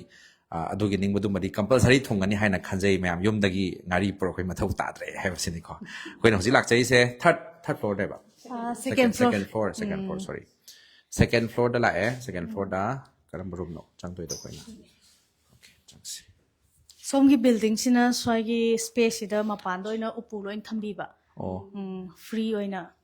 ꯃꯤ ꯑꯃꯃꯝꯒꯤ ꯎꯄꯨ ꯑꯃꯃꯝ ꯁꯨꯃꯥꯏꯅ ꯑꯣꯏꯅ ꯄꯤꯕ ꯁꯤꯅ ꯀꯃꯟ ꯐ꯭ꯔꯤꯖ ꯂꯥꯛꯑꯅꯤ ꯑꯗꯨꯒ ꯃꯌꯥꯝꯁꯤꯒꯤ ꯑꯗꯨꯝ ꯃꯣꯏ ꯍꯥꯞꯅꯤꯡꯕ ꯑꯆꯥꯄꯣꯠꯁꯤꯡ ꯂꯣꯏ ꯍꯥꯞꯆꯕꯀꯣ ꯑꯗꯨꯒ ꯏꯟꯗꯛꯁꯟꯁꯨ ꯄꯤꯔꯦ ꯏꯟꯗꯛꯁꯟ ꯌꯥꯎꯔꯦ ꯃꯣꯏ ꯊꯣꯡ ꯊꯥꯛꯆꯒꯦ anything ꯂꯣꯏꯅꯃꯛ ꯌꯥꯔꯦ ꯁꯤꯗ ꯑꯍꯦꯟꯕ ꯍꯥꯏꯇꯥꯔꯦ Sina second floor da hujik ma logi prepare tori. Is lo ꯑꯗꯨꯗꯤ ꯌꯥꯝ ꯐꯩꯅꯦꯀꯣ ꯐ꯭ꯌꯨꯆꯔꯒꯤ ꯑꯦꯗꯚꯣꯀꯦꯠ ꯍꯥꯏꯇꯥꯔꯦ ꯐ꯭ꯌꯨꯆꯔ ꯖꯁ ꯍꯥꯏꯇꯥꯔꯦꯅꯦ ꯃꯤꯡ ꯀꯩ ꯀꯧꯏ ꯆꯪꯒꯤ ꯃꯤꯡ ꯑꯝꯇꯪ ꯃꯤꯡ ꯃꯥꯏꯀ꯭ꯔꯣꯐꯣꯟ ꯑꯝꯇ ꯄꯤꯕꯤꯌꯣ Ronali ko. ꯔꯣꯅꯥꯂꯤ ꯀꯧꯏ ꯌꯨꯝ ꯀꯗꯥꯏꯗꯒꯤꯅꯣ Koirengay-dagi. ꯀꯣꯏꯔꯦꯡꯒꯩꯗꯒꯤ ꯃꯐꯝꯁꯦ ꯂꯩꯕ ꯀꯌꯥꯝ ꯀꯨꯏꯔꯦ ꯔꯣꯅꯥꯂꯤ Ay last year October-dagi lakta. ꯑꯣꯛꯇꯣꯕꯔꯗꯒꯤ ꯑꯗꯨ ꯑꯣꯏꯇꯥꯔꯗꯤ ꯃꯃꯥꯡ ꯆꯍꯤꯒꯤ Ningol Chakkouba ꯅꯪꯍꯧꯕ꯭ꯔꯥ Sida laago ayun punna tawminare. ꯁꯤꯗ ꯑꯣꯏ ꯂꯥꯛꯑ ꯄꯨꯟꯅ ꯇꯧꯃꯤꯟꯅꯔꯦ ꯅꯤꯉꯣꯜ ꯆꯥꯛꯀꯧꯕ ꯍꯥꯏꯁꯦ ꯑꯗꯨꯅꯤ ꯁꯤꯗ ꯂꯥꯛꯑ ꯄꯨꯟꯅ ꯇꯧꯃꯤꯟꯅꯕ ꯅꯪꯍꯧꯕ꯭ꯔꯥ ꯍꯥꯏꯕ Nang ho. ꯑꯗꯣ ꯌꯨꯝꯗ ꯅꯤꯉꯣꯜ ꯆꯥꯛꯀꯧꯕ ꯌꯥꯎꯗ꯭ꯔꯦꯅ ꯊꯋꯥꯏ ꯅꯨꯡꯉꯥꯏꯇꯅ ꯂꯩꯔꯤꯉꯩꯗ ꯃꯆꯥ ꯅꯤꯉꯣꯜ ꯁꯪꯒꯥꯏꯒꯤꯗ ꯅꯤꯉꯣꯜ ꯆꯥꯛꯀꯧꯕ ꯇꯧꯈꯤꯕꯗꯣ ꯀꯩ ꯐꯥꯎꯏ Atum yam unexpected ora nungai. ꯍꯥꯏꯗꯤ ꯑꯍꯥꯡꯕ ꯑꯃꯗꯤ ꯂꯩꯈꯤꯗ꯭ꯔꯣꯕꯅꯦꯕ ꯑꯗꯨꯒꯤ ꯆꯍꯤꯗꯨꯃꯗꯤ ꯅꯠꯇ꯭ꯔꯥ ꯑꯍꯥꯡꯕ ꯂꯩꯈꯤꯗ꯭ꯔꯦ ꯍꯥꯏꯕꯅꯦꯕ ꯑꯗꯣ Oh, ꯃꯅꯨꯡꯁꯤꯗ ꯅꯪ ꯑꯗꯨꯝ ꯏꯇꯣꯝꯗ ꯑꯗꯨꯝ ꯂꯩꯕ꯭ꯔꯥ ay single room no. Single room ꯑꯃ ꯂꯧꯔꯒ ꯂꯩꯔꯦ ꯑꯗꯣ ꯀꯃꯥꯏ ꯇꯧꯏ ꯂꯥꯏꯔꯤꯛꯀꯤ ꯀꯣꯔꯤꯗꯣꯔ ꯌꯥꯎꯕ꯭ꯔꯥ ꯊꯣꯡ ꯍꯥꯡꯗꯣꯛꯄ ꯌꯥꯕ꯭ꯔꯥ ꯑꯝꯇ ꯍꯥꯡꯗꯣꯛꯑꯣꯅꯦ ꯑꯩ ꯁꯨꯝ ꯂꯥꯞꯅ ꯑꯗꯨꯝ ꯅꯝꯃꯁꯨ ꯅꯝꯒꯦꯕꯀꯣ ꯑꯣꯀꯦ ꯃꯌꯥꯝꯁꯦ ꯀꯣꯔꯤꯗꯣꯔꯁꯦ ꯁꯨꯃꯥꯏꯅ ꯍꯥꯡꯗꯣꯛꯄ Khunu khara lakpagi dum lola thamni. ꯌꯥꯔꯦ ꯀꯩꯅꯣ ꯇꯧꯔꯣ ꯑꯃꯨꯛ ꯊꯤꯡꯖꯜꯂꯣ ꯑꯗꯨꯝ ꯁꯣꯝ ꯅꯥꯀꯟꯒꯤ ꯋꯤꯟꯗꯣ ꯁꯥꯏꯠ ꯍꯥꯏꯇꯥꯔꯦꯀꯣ ꯅꯪꯒꯤ ꯕꯦꯜꯀꯅꯤ ꯌꯥꯎꯕ ꯁꯥꯏꯠꯁꯦ ꯐꯪꯕꯁꯤ ꯑꯗꯨꯝ ꯅꯨꯡꯉꯥꯏꯕ꯭ꯔꯥ ꯔꯨꯝꯁꯦ Nungai daw yahoba. ꯗꯥꯎ ꯌꯥꯍꯧꯕ ꯑꯗꯣ ꯅꯨꯡꯁꯥꯁꯨ ꯑꯗꯨꯝ ꯐꯪꯉꯦ ꯅꯠꯇ꯭ꯔꯅꯦ ꯅꯨꯡꯁꯥꯁꯨ ꯐꯪꯉꯦ ꯑꯗꯣ ꯅꯪꯒꯤ ꯑꯦꯁꯤꯁꯨ ꯑꯗꯨꯝ ꯂꯩꯗꯣꯏꯅꯤꯀꯣ ꯍꯧꯖꯤꯛꯇꯤ ꯑꯦꯁꯤꯗꯤ ꯁꯤꯖꯤꯟꯅꯔꯝꯅꯤ ꯊꯥꯖꯗꯦ Oh, nunsa sarkan ay lapo kanadi sari ka kani sinar. ꯍꯧꯖꯤꯛꯇꯤ ꯑꯦꯁꯤ ꯁꯤꯖꯤꯟꯅꯕꯒꯤ ꯃꯊꯧ ꯇꯥꯗ꯭ꯔꯦ ꯋꯤꯟꯇꯔ ꯑꯣꯏꯔꯤꯕ ꯅꯠꯇ꯭ꯔꯅꯦ ꯑꯗꯣ ꯔꯨꯝꯁꯤꯗ ꯄꯤꯔꯤꯕ ꯁꯔꯚꯤꯁꯁꯤꯡ ꯍꯥꯏꯒꯗ꯭ꯔꯥ ꯑꯗꯨꯝ ꯅꯪ ꯑꯗꯨꯝ ꯄꯦꯟꯖꯕ꯭ꯔꯥ ꯀꯃꯥꯏꯅ ꯇꯧꯏ ꯃꯅꯤꯄꯨꯔꯗ ꯌꯨꯝꯗ ꯂꯩꯕꯗꯧꯅ ꯑꯗꯨꯝ ꯐꯤꯜ ꯇꯧꯕ꯭ꯔꯥ kamain tawi Awara party kya leite na. ꯑꯗꯨꯝ ꯅꯨꯡꯉꯥꯏꯀꯣ ꯑꯗꯣ ꯂꯥꯏꯔꯤꯛ ꯄꯥꯕꯗꯤ ꯑꯗꯨꯝ ꯌꯥꯝ ꯆꯤꯛꯄ꯭ꯔꯥ ꯗꯤꯁꯇꯔꯕꯦꯟꯁ ꯀꯩꯝꯇ ꯂꯩꯇꯦꯀꯣ Disturbance leite dum ay single room julaw bani na comfortably. Dum no ay na pa ngam. ꯑꯗꯣ ꯃꯌꯥꯝꯗꯒ ꯁꯨꯝ ꯅꯪꯒꯤ ꯃꯔꯨꯞ ꯃꯄꯥꯡꯁꯤꯡ ꯅꯪ ꯑꯗꯨꯝ ꯔꯤꯀꯃꯦꯟ ꯇꯧꯕ꯭ꯔꯥ ꯃꯐꯝꯁꯤꯗ ꯂꯥꯛꯑꯣ ꯂꯩꯃꯤꯟꯅꯁꯤ ꯀꯥꯏꯅꯒ ꯍꯥꯏꯕ꯭ꯔꯥ Oh, ay manabi anamba dum lakto bulere hai do male hojik. ꯍꯧꯖꯤꯛ ꯐꯥꯎꯒꯤꯗꯤ ꯂꯩꯇ꯭ꯔꯤꯕꯀꯣ ꯂꯥꯛꯀꯗꯧ ꯂꯩꯇꯥꯔꯦ ꯁꯣꯏꯗꯅ ꯍꯥꯏꯅꯤꯅ ꯍꯥꯏꯕꯅꯦ ꯂꯥꯏꯔꯤꯛ ꯀꯟꯅ ꯄꯥꯎꯀꯣ ꯃꯥꯏ ꯄꯥꯛꯅꯅꯕ ꯅꯠꯇ꯭ꯔꯥ ꯑꯗꯣ ꯆꯥꯛ ꯏꯟꯁꯥꯡꯗꯣ ꯑꯝꯇ ꯍꯥꯏꯔꯛꯎꯅꯦ ꯑꯌꯨꯛꯀꯤ ꯆꯥꯛ ꯏꯟꯁꯥꯡ ꯑꯌꯨꯛꯀꯤ ꯆꯥꯛ ꯅꯨꯃꯤꯗꯥꯡꯒꯤ ꯆꯥꯛꯇꯣ ꯑꯗꯨꯝ ꯃꯅꯤꯄꯨꯔꯗ ꯐꯪꯕꯁꯤꯡꯗꯣ ꯂꯣꯏꯅ ꯐꯪꯉꯦ ꯅꯠꯇ꯭ꯔꯥ ꯀꯃꯥꯏꯅ ꯇꯧꯏ ꯆꯥꯛ ꯏꯟꯁꯥꯡꯗꯣ ꯍꯥꯎꯕ꯭ꯔꯥ ꯍꯥꯏꯕꯗꯣ Oh, hapta da dum makhal ju pinaba hotne aduga amuk special oina habadi hapta amada chicken gumba nga amaga irum piuja adu natabida maitai oina unexpectedly chagem bombuga pirakpasu yawa. 이런거곰바 Irombaji adum yawa iromba. 용삭 싱주디 Yumchak singsu su yawa yawa. 오케이 아드네 ngasi 용삭 싱주 피ꯕ ꯅꯪ ꯆꯥꯗ꯭ꯔꯤꯕ꯭ꯔꯥ Oh, ay ꯅꯨꯡꯗꯥꯡꯒꯤ ꯁꯦꯝꯕ 오케이 ꯅꯨꯡꯗꯥꯡꯒꯤ ꯁꯦꯝꯕ ꯍꯧꯍꯧꯕ ꯅꯨꯃꯤꯗꯥꯡꯗ 용삭 싱주 ꯄꯤꯅꯤ ꯍꯥꯏꯕ ꯆꯥꯕ꯭ꯔꯥ 용삭 싱주 ꯑꯩ ꯃꯥ ꯁꯔꯄ꯭ꯔꯥꯏꯁ ꯑꯣꯏꯗ꯭ꯔꯕ ꯑꯩ 오케이 ꯃꯇꯝꯒꯤ ꯃꯅꯤꯄꯨꯔꯗ ꯐꯪꯕ ꯆꯤꯟꯖꯥꯛꯈꯩꯗꯣ ꯑꯗꯨꯝ ꯅꯣꯏ ꯐ꯭ꯔꯤꯖ ꯑꯆꯧꯕ ꯑꯃ ꯂꯩꯍꯧꯋꯦ ꯂꯣꯏ ꯍꯥꯞꯍꯧꯋꯦ ꯅꯈꯣꯏ ꯃꯌꯥꯝꯒꯤꯗꯃꯛꯇ ꯊꯝꯃꯤꯅꯦ ꯍꯥꯏꯗꯅ ꯑꯗꯨꯒ ꯗꯦꯜꯂꯤꯗ ꯆꯪꯉꯛꯀꯗꯧꯕ ꯃꯌꯥꯝꯁꯤꯗ ꯑꯗꯨ ꯄꯥꯏꯔꯛꯎ ꯑꯗꯥ ꯄꯥꯏꯔꯛꯎ ꯀꯥꯏꯅ ꯌꯥꯝ ꯀꯟꯅ ꯍꯣꯠꯅꯔꯤꯖꯥꯠꯅꯤꯀꯣ ꯌꯥꯝ ꯅꯨꯡꯉꯥꯏ ꯑꯗꯨꯒ ꯅꯈꯣꯏꯅꯁꯨ ꯃꯐꯝꯁꯤꯗ ꯌꯥꯝ ꯅꯨꯡꯉꯥꯏꯅ ꯂꯩꯔꯝꯕ ꯑꯩꯈꯣꯏꯗꯁꯨ ꯍꯦꯟꯅ ꯄꯦꯜꯂꯤ ꯍꯥꯏꯇꯥꯔꯦ ꯊꯦꯡꯛ ꯌꯨ ꯑꯉꯥꯡꯈꯩꯅ ꯁꯨꯃꯥꯏꯅ ꯅꯨꯡꯉꯥꯏ ꯑꯣꯀꯦ ꯌꯥꯔꯦ ꯍꯥꯏꯔꯣ ꯑꯉꯥꯡꯁꯤꯡꯁꯦ ꯑꯅꯧꯕ ꯆꯪꯕꯗꯅꯦ ꯃꯣꯏꯁꯤ ꯆꯥꯕ ꯅꯨꯡꯉꯥꯏꯔꯝꯒꯗ꯭ꯔꯥ ꯑꯃ ꯇꯧꯔꯦ ꯄꯪꯍꯪꯗ ꯍꯪꯗꯣꯏ ꯍꯩꯅꯔꯣꯏꯗ꯭ꯔꯥꯅ ꯆꯥꯕ ꯅꯨꯡꯉꯥꯏꯇ꯭ꯔꯒꯗꯤ ꯍꯥꯏꯗꯤ ꯀꯩꯅꯣ ꯑꯣꯏꯗꯣꯏꯅꯤꯗꯅ ꯑꯉꯥꯡꯈꯩꯁꯦ ꯃꯁꯥꯁꯨ ꯁꯣꯟꯊꯔꯛꯀꯗꯣꯏꯅꯤ ꯂꯥꯏꯔꯤꯛ ꯄꯥꯕ ꯈꯣꯠꯄ ꯑꯝꯇ ꯆꯪꯉꯛꯑꯣꯏꯗꯣꯏꯅꯤ ꯅꯠꯇ꯭ꯔꯅꯦ ꯆꯥꯕ ꯊꯛꯄꯁꯦ ꯄ꯭ꯔꯣꯕ꯭ꯂꯦꯝ ꯑꯣꯏꯔꯒꯗꯤ ꯁꯤꯗꯅ ꯀꯩ ꯂꯩꯒꯦ ꯁꯤꯗꯅ ꯍꯥ ꯊꯥꯔꯠ ꯐ꯭ꯂꯣꯔ ꯑꯣꯏꯕꯀꯣ ꯊꯥꯔꯠ ꯐ꯭ꯂꯣꯔꯁꯤꯗꯤ ꯅꯦꯠꯋꯥꯛ ꯁꯝꯗ꯭ꯔꯁꯨ ꯑꯗꯨꯝ ꯌꯥꯔꯝꯗꯧ ꯃꯥꯜꯂꯦ ꯑꯩ ꯁꯨꯝ ꯈꯟꯕꯗ ꯑꯣꯀꯦ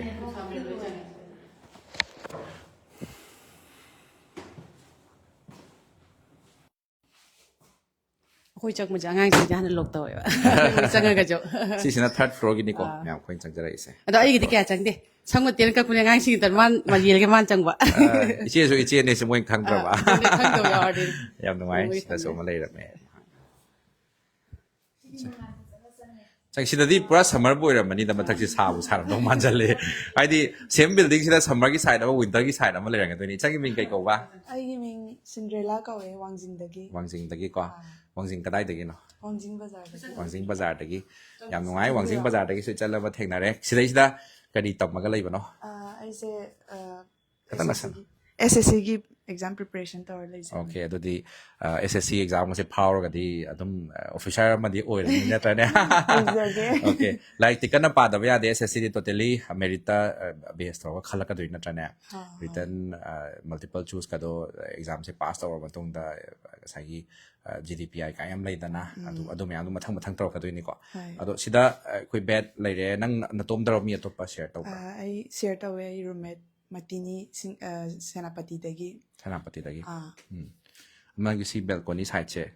ꯊꯣꯛꯄ ꯌꯥꯏꯀꯣ ꯌꯥꯏ ꯕꯦꯜꯀꯣꯅꯤꯁꯦ ꯅꯨꯡꯉꯥꯏꯅꯦ ꯅꯪ ꯁꯨꯝ ꯐꯤ ꯐꯧꯕ ꯑꯗꯨꯝ ꯅꯨꯡꯉꯥꯏꯔꯅꯤꯀꯣ ꯁꯤꯗ ꯅꯨꯡꯁꯤꯠ ꯅꯨꯡꯁꯥꯁꯨ ꯑꯗꯨꯝ ꯐꯪꯉꯦ ꯍꯣꯏ ꯑꯩꯒꯤ ꯕꯦꯜꯀꯣꯅꯤ ꯁꯥꯏꯠꯁꯤꯗꯤ ꯄꯔꯐꯦꯛ ꯑꯣꯏꯔꯦ ꯄꯔꯐꯦꯛ ꯑꯣꯏꯌꯦ ꯁꯤ ꯅꯪ ꯀꯃꯥꯏꯅ ꯐꯪꯍꯧꯔꯤꯅꯣ ꯉꯟꯅ ꯂꯥꯛꯄꯩ ꯐꯪꯍꯧꯔꯤꯔꯥ ꯅꯠꯇ꯭ꯔꯒꯅ ꯉꯟꯅ ꯂꯥꯛꯄꯒꯤ ꯆꯍꯤ 2 ꯁꯨꯖꯤꯜꯂꯛꯇꯣꯔꯦ ꯑꯩ ꯑꯗꯨꯅ ꯄꯔꯐꯦꯛ ꯑꯣꯏꯕ ꯑꯃ ꯐꯪꯍꯧꯔꯦ ꯑꯗꯨꯗꯤ ꯅꯪꯅꯁꯦ ꯂꯨꯝꯃ ꯂꯩꯕꯅꯦꯕ ꯁꯤꯒꯤꯁꯦ ꯇꯁꯦꯡꯅ ꯑꯩ ꯁꯤꯁꯤꯃꯗꯤ ꯂꯧꯔꯅꯤꯅ ꯂꯨꯝꯃ ꯂꯩꯕꯅꯦꯕ ꯑꯗꯣ ꯃꯆꯥ ꯅꯤꯉꯣꯜ ꯁꯪꯒꯥꯏꯁꯤꯗ ꯂꯩꯕꯒꯤ ꯈ꯭ꯋꯥꯏꯗꯒꯤ ꯃꯣꯁ ꯁ꯭ꯄꯦꯁꯦꯜ ꯑꯣꯏꯕ ꯁꯔꯚꯤꯁꯁꯦ ꯀꯔꯤꯅꯤ ꯍꯥꯏꯅ ꯃꯌꯥꯝꯗ ꯍꯥꯏꯕ ꯌꯥꯏ ꯈ꯭ꯋꯥꯏꯗꯒꯤ ꯃꯣꯁ ꯁ꯭ꯄꯦꯁꯦꯜ ꯍꯥꯏꯔꯗꯤ ꯐꯦꯃꯤꯂꯤꯒꯨꯝꯃꯥꯏꯅ ꯂꯩꯕꯁꯦ ꯌꯨꯝꯗꯒꯤ ꯂꯥꯞꯊꯣꯛꯑꯦꯅ ꯈꯜꯍꯟꯗꯕꯤꯗ ꯑꯩꯈꯣꯏ ꯅꯦꯅꯦ ꯍꯣꯏ ꯆꯦꯅꯥꯎꯕꯤ ꯍꯣꯏ ꯅꯦꯕꯤꯗ꯭ꯌꯥ ꯑꯗꯨꯝ ꯑꯩꯈꯣꯏ ꯃꯌꯥꯝꯁꯦ ꯌꯨꯝꯒꯤ ꯇꯥꯏꯞꯇ ꯊꯝꯕꯤꯕ ꯆꯥꯅ ꯊꯛꯅꯕ ꯂꯩꯃꯤꯟꯅꯕ ꯑꯣꯏꯔꯣ ꯆꯠꯊꯣꯛ ꯆꯠꯁꯤꯟꯗ ꯑꯣꯏꯔꯣ ꯊꯣꯡꯕ ꯊꯥꯛꯄꯁꯨ ꯃꯣꯏ ꯂꯣꯏ ꯇꯧꯔꯤ ꯅꯠꯇ꯭ꯔꯅꯦ ꯑꯩꯈꯣꯏꯗꯁꯨ ꯋꯥꯍꯟꯕꯤꯗ꯭ꯔꯦ ꯑꯗꯒꯤ ꯌꯨꯝꯒꯤ ꯏꯟꯖꯥꯡ ꯃꯤꯁ ꯇꯧꯕꯗꯨꯁꯨ ꯇꯧꯍꯟꯕꯤꯗꯦꯕ ꯑꯗꯨꯝ ꯎꯇꯤ ꯆꯒꯦꯝ ꯄꯣꯝꯕ ꯏꯔꯣꯟꯕ ꯑꯩꯈꯣꯏ ꯃꯥꯅ ꯍꯥꯏꯅꯦ ꯑꯩꯈꯣই ꯌꯨꯝꯗ ꯆꯥꯕꯗꯩ ꯍꯦꯟꯅ ꯑꯩꯈꯣꯏ ꯁꯤꯅ ꯍꯦꯟꯅ ꯆꯥꯏ ꯍꯣꯏ